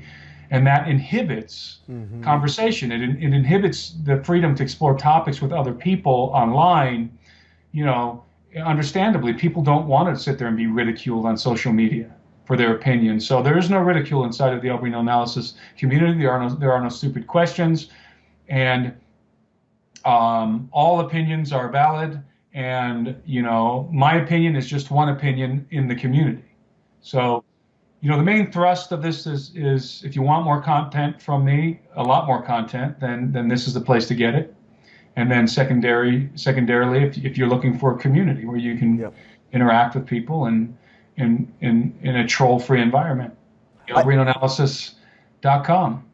I think it's awesome too, because what I see is, we see it on our channels, is that people will come and troll and they haven't even seen the video yet. They just jump right in and without even saying anything. And in this conversation we've had for however last hour or so, has been all kind of about the archaeology and the other things, exploration, and I encourage people to check it out. But the other thing that, before you go, I would love to get your thoughts, again, a quick update on the UFO things that are happening, which again is another aspect of what you'll provide in your briefings and different things. That's right. And you've done that. But we're going to take a little break here where I want you to be able to see basically the trailer that Tim has done for the community. So take a watch. For a long time now, I've been contemplating a way to connect more intimately with those of you who want additional content from me and the chance to delve deeper into the topics I discuss in my publications and interviews.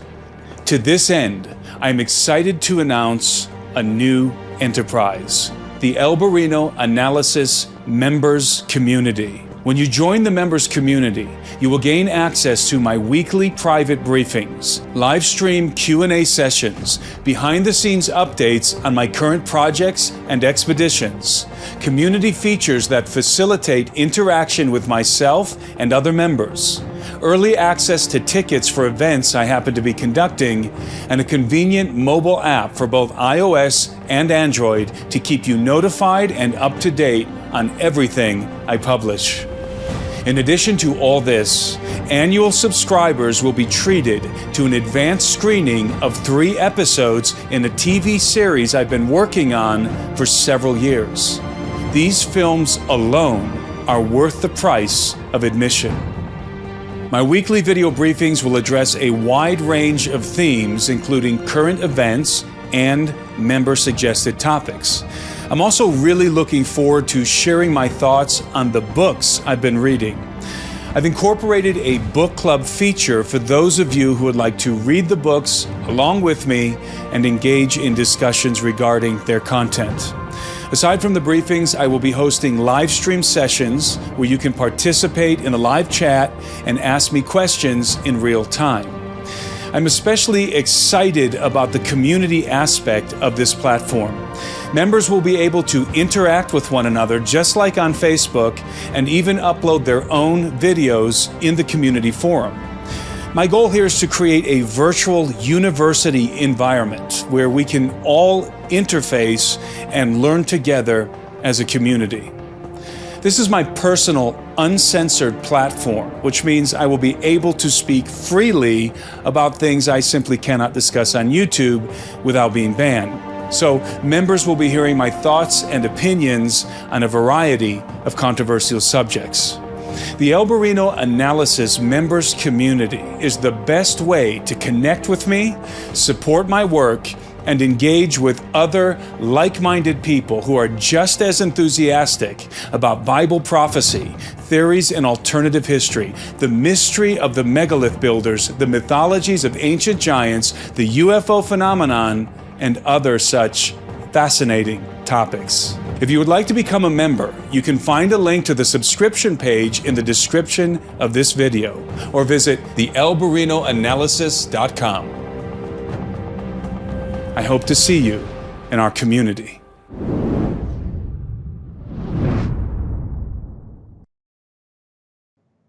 Well, I hope you love that. I mean, I've signed up because I want to see what you're doing.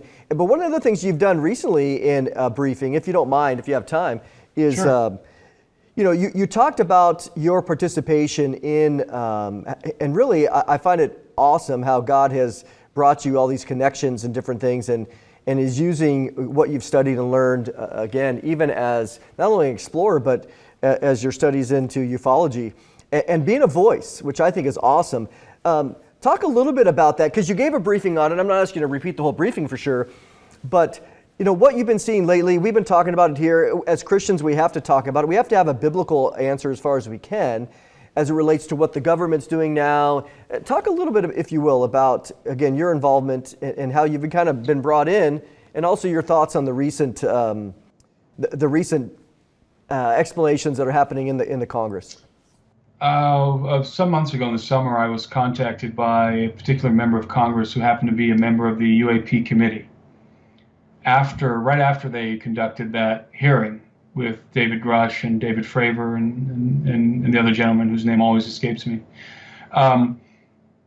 He's one of the members that was asking questions, and he called me, and he had become aware of my work and my perspectives, and he wanted to have a conversation with me. So we initiated a correspondence, and this individual has given me permission to use his name and so forth. But I still, just for his sake, I like to keep that private. But I was able to discuss certain aspects of ufology with a few members of Congress who are on the UAP, now the UAP caucus, but who are on the UAP committee, and I was able to give a little briefing presentation. And I can tell you what I discussed with them. I discussed alien abduction, and I brought Richard Dolan on board with me to do this with me. And so I've been interfacing with some of these congressional members who are interested in the UAP topic. And let me say that the core group of guys and gals in Congress who are really putting pressure on the government to disclose what it knows concerning the UFO topic, UAP, the new nomenclature, which I hate, but regardless, these individuals, core group of people, are really good congressmen. And I would say that I'm aware of probably 5 to 8, maybe 5 to 10 of them who are most interested in the topic and very, very serious about continuing the investigations. And what I find to be very encouraging is that these individuals, again, the core group, are Christians. They're believers. In fact, one of the members, the member who called me, when we did our discussion, our briefing, it was online, it was through Zoom. He had just come from a prayer meeting that they have there in Congress, and he and another individual. So this is a very, as I said, serious group of people. That's not for show. Now, I will say that on that committee, the UAP committee, you had a lot of congressmen on both sides of the aisle who were there for the TV time. They could care less about the UFO topic. They're just there to get their faces on TV. And so you do have that, but the core group, these individuals are very good congressmen, as I said. There's a handful of them. There's a couple of Democrats. There's a handful of people that make up this core group, and again, the majority of whom are actually happen to be Christians, and are most interested in the tangible, in obtaining tangible proof of a crash retrieval program, crash retrieval and reverse engineering program, and some of the members are approaching it from a more skeptical point of view, and other members are more informed in ufology and have already basically accepted the reality that such a program exists. So it's a mix of opinions, but I'm very encouraged by what I've discovered in the enthusiasm and the what's the word I'm looking for here, and the tenacity at which these individuals these congressmen are attempting to get the truth from the Pentagon, are pressing the Pentagon for information on what it knows in regard to the UAP topic. So that's encouraging, and I want people to know that's happening. It is not, the AARO, the All Domain Anomaly Resolution Office, the Pentagon's official UFO or UAP investigative body, is a dog and pony show. Mm-hmm. It is and always has been. As soon as I saw the formulation of AARO, I knew what it was. It was just another Project Blue Book, Project Grunge. It's just another feigned investigation by the government, where the individuals who are involved in the investigation are sincere, but they're never going to be given access to the real stuff. And so that was to be expected. And AARO's briefing I got some inside information on the briefing that AARO had with the congressman, and that's pretty much what played out. Exactly what I thought would play out is, just debunking sightings that are easily debunked, and the result of misconception by the public, and then informing the congressman on a bunch of classified projects that might be confused with UFO reverse engineering projects. So the AARO is the objective, and this isn't. I'm not saying this is the objective of the individuals at AARO. I think a lot of them are sincere investigators, and they really would like to get some truth on the matter. But I can tell you that the objective of the Pentagon, at the brass who are read into the programs at the Pentagon, the crash retrieval program specifically, their objective is not to get to the truth or to disclose the truth. Their objective is to obfuscate the truth. So the objective of AARO, again, not by the individual researchers at AARO, but by their parent organization, so to speak, the Pentagon, is to discourage, is to deflate Congress's enthusiasm or interest in the UFO topic, and to discourage any further inquiry, especially in regard to crash retrieval programs. That is the purpose of AARO. It's not to get to the bottom of the truth, as I said.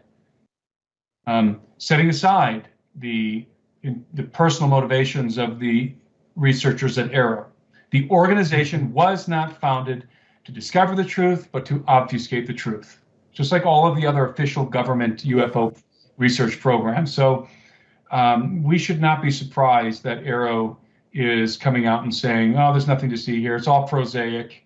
I forgot off the top of my head here. I can't believe it. The guy's name has gone down a memory hole in my brain. But the former director of AARO, I know who you're talking about. Yep, Yeah, exactly. I can't believe I can never remember his name anymore. But anyway, he came out and he resigned his post, and he came out and just blasted the UFO community Yep. and basically said it's a bunch of religious nuts, like UFO religion. It's like a UFO religion and a bunch of fanatical nuts who are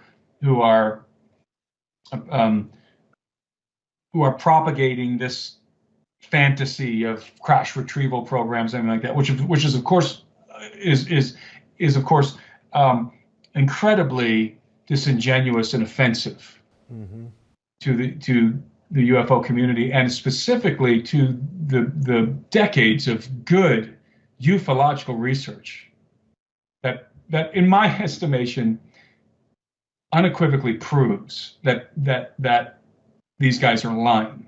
The Pentagon is lying through their teeth about the reality of the phenomenon, the nature of the phenomenon, and the actionable portions of the phenomenon, those being the crash retrieval programs and reverse engineering of the craft. So yeah, I've been interfacing with some of the congressional members, and am very, very encouraged by these guys. They're intelligent, they're inquisitive, and they're tenacious. Do you think that, in the sense of looking to, let's say, the next 5 years as an example, people talk about disclosure and different things, but regardless of that, do you see this? You have them, we're hoping in them a little bit that in their tenacity, they're going to get something.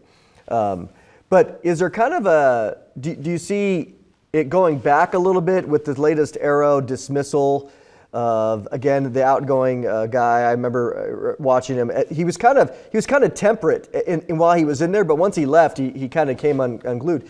Do you see it kind of going back? This is the question. Where are we going to get legitimate information about this? Is it going to be through this core group, or is it going to kind of revert back to where ufologists have gone in the past, their own? We have been getting legitimate information. We have Go Fast, Gimbal, TikTok. We have these events, these incidents that are confirmed to be real from the Pentagon. They don't come out and say they're aliens or something like that, but they confirm the footage to be real. And by the way, one of the things that Arrow could not do during that private briefing with the congressman with the UAP caucus, they could not debunk the Tic Tac.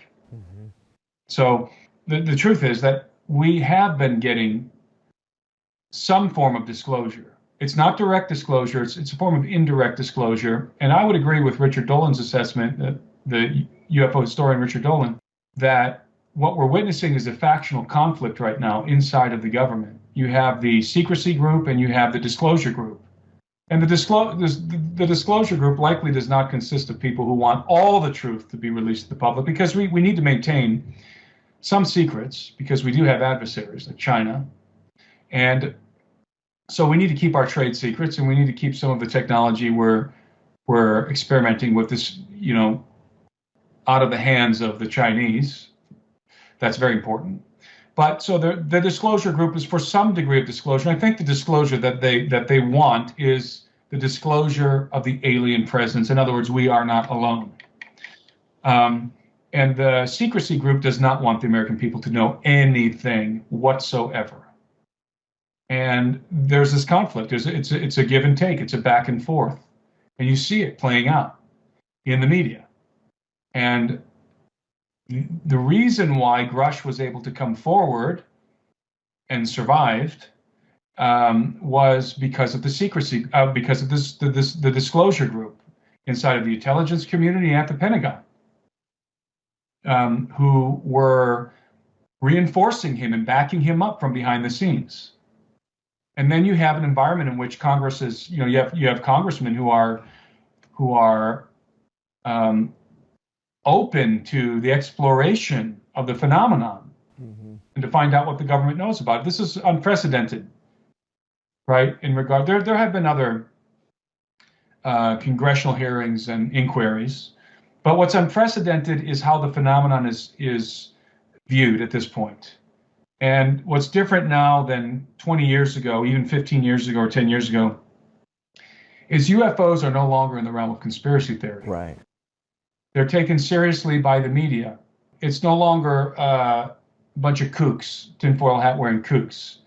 Ufology is now becoming mainstream. And so most Americans, the vast majority of Americans, believe that UFOs are real and that the government knows what they are, or at least knows about them and is covering it up. And so it's a reality now, and the government's attempts to obfuscate it's not going to work on the public, but I'm afraid that there is going to be a chilling effect in Congress. That's why it's so important to support these congressmen in their efforts to pop the lid on disclosure. And again, I'll reiterate, this core group of people happen to be Christians. Yeah. So that's very interesting, isn't it? Mm-hmm.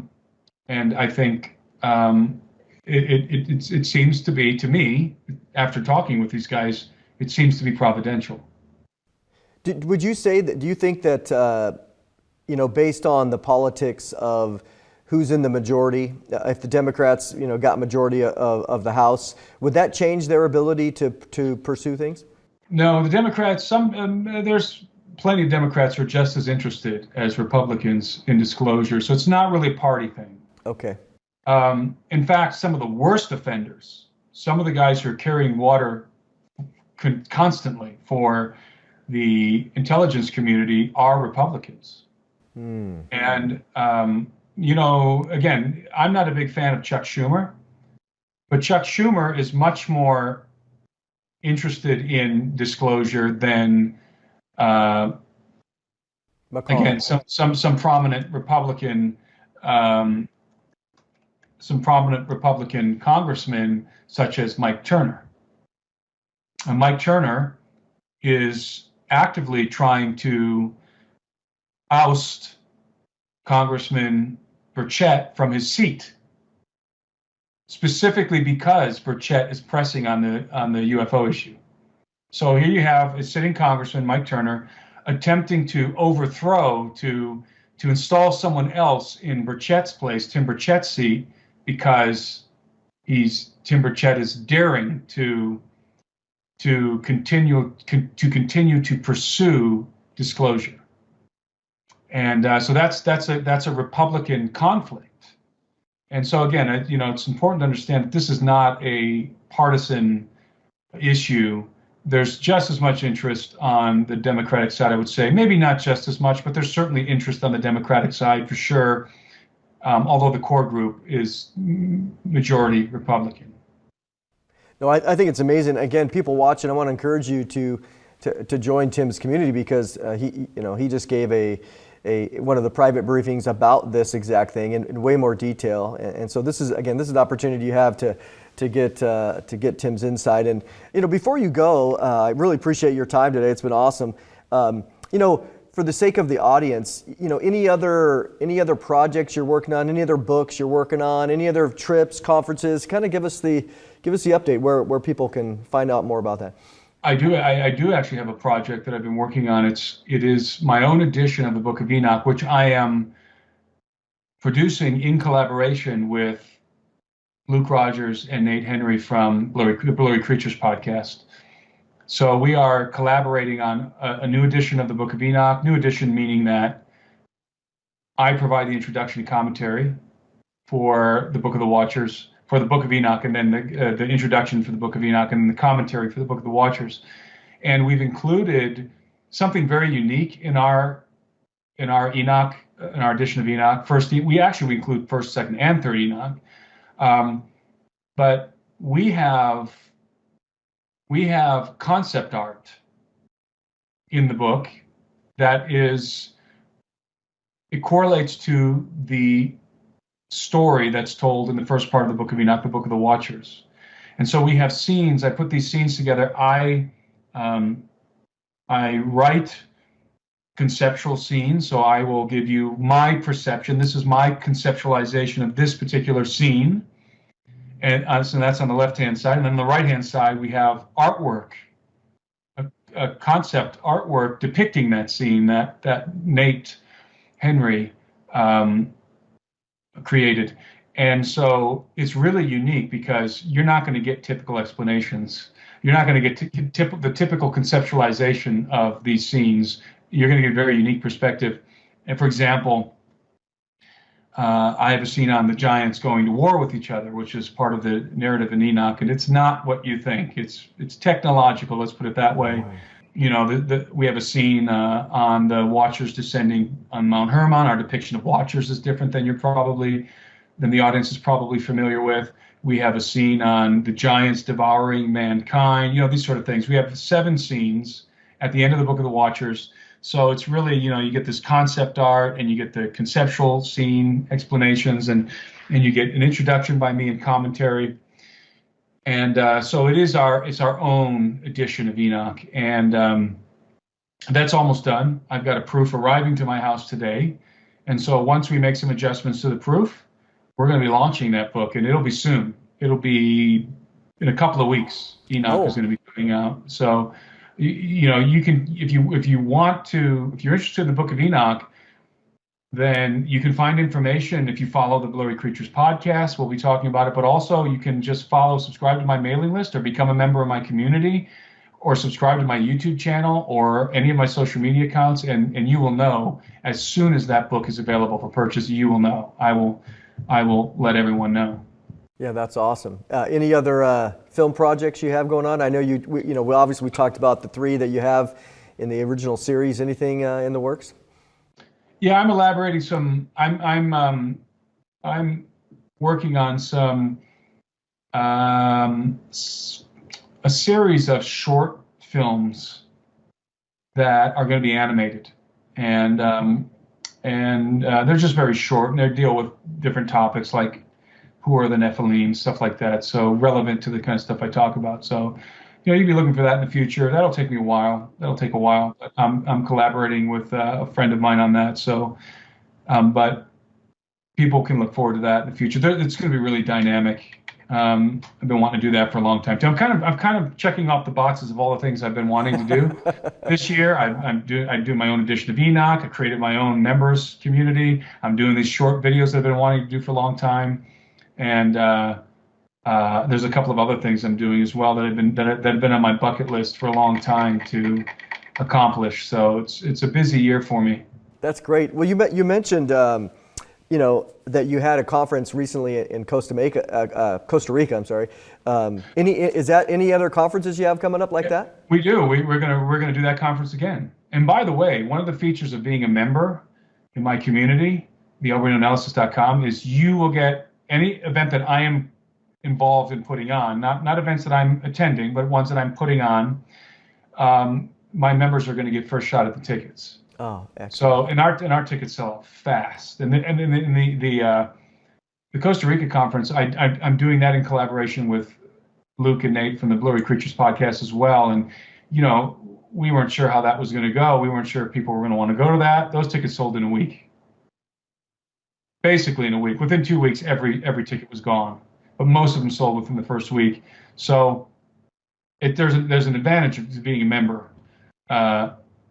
So we are going to do that again. We haven't announced that yet. And by the way, for those who might have been interested in going to the one we did this last February in Costa Rica, phenomenal event, by the way, phenomenal event. I had a lot of deep conversations with a guy that was a protege of Mike Heiser, and has a doctorate, I believe, I don't recall exactly what his doctorate is in, but it's Joel Matamale. Oh yeah, Joel, and Joel was in Costa Rica with us, me and Nate and Luke, and we had just really good conversations. There's a lot of interesting cross-pollination between my perspectives and Joel's, and it was very edifying personally, and I think the audience really was edified. Joel and I agree on some very interesting things, and we disagree on some very interesting things. But the conversations were superb. So the good news is that we are coming out with a video on demand of that conference, and that will become available hopefully next week. So if people are interested in renting the conference sessions, that's also going to become available. And I don't know where and when, exactly when yet. Soon. But just track with me on social media, on YouTube, members community, or subscribe to my mailing list, and you will be notified. And I saw yesterday, or maybe it was today, that Luke and Nate are BlurryCon is they have that set up for coming up in the future, and I imagine you'll be a part of that too. I will be attending BlurryCon. That's right, and those tickets go on sale, I think, this week. That's not my event; that's their event that I'm attending. So if you want to be able to get tickets to that, you'll have to go become a member of Blurry Creatures podcast, and that always sells out with their members. I'm doing a lot of collaboration with Luke and Nate, just great dudes. I know you just were on their podcast, just really great dudes, and it's a lot of fun actually working with those guys. So people can expect to see us doing a whole lot more into the future. You know, the one last thing, I encourage people to check out again all of your website because they can see all this information. I watch all this stuff, and it just allows me to, like, hey, I got Tim coming on. I want to ask him, has there been any follow up? Because I know you and again one of our good friends, Doug Thornton, you went down to Peru for the face peeler. Is there you got any updates coming on that? Yeah, Doug and I went, and we have. Since we equipped the village, I have heard from the village. I keep in contact with them on WhatsApp, and I talked to Jairo Reategi,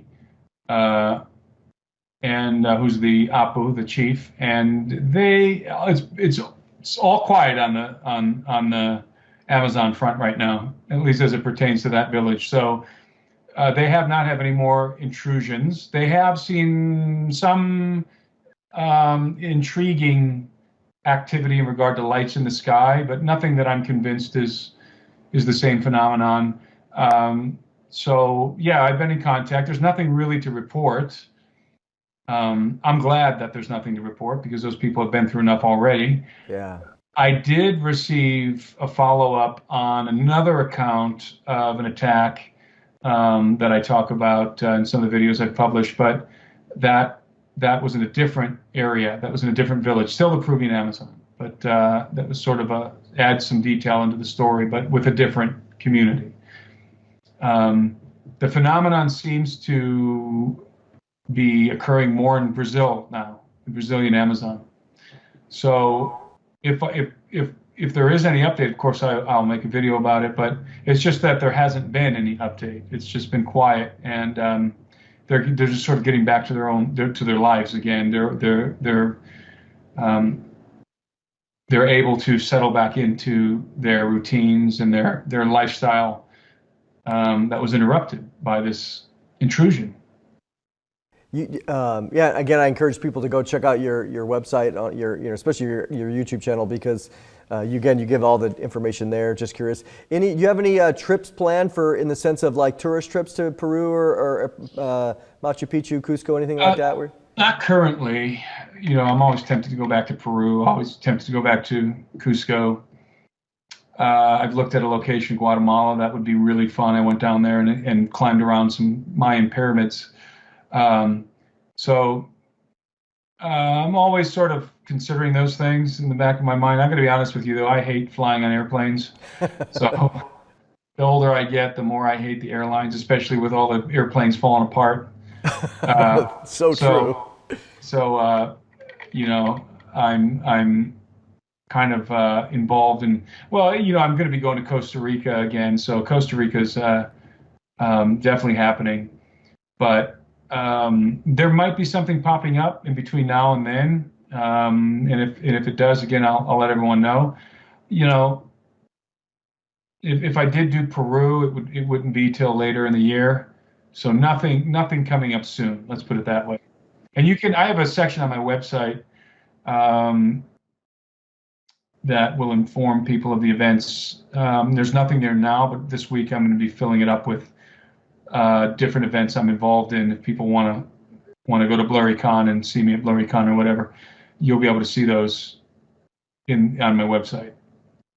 Awesome, man. Well, hey, Tim, I appreciate your time as always. It's a great conversation, and everybody else out there, again, I encourage you to go to the alberinoanalysis.com.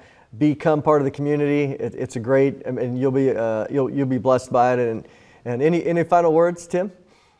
No, I just love talking to you, Mondo. I think we could sit here and talk for 3 more hours, I'm sure, but it's always a pleasure. I love you guys. Love you guys over there, Prophecy Watchers. You guys do great work. Yeah, I appreciate Say hi that. to Gary and Bob for me. I definitely will. I'll let him know because he thinks very highly of you, and so Gary does. So we'll be glad to say hello for you. And again, God bless you, and we'll keep watching. I mean, that's what we'll do. Absolutely. Thank All you, right, sir. Thanks everybody else for watching today. And again, make sure to go over to Tim's website and take a look. We'll see you next time.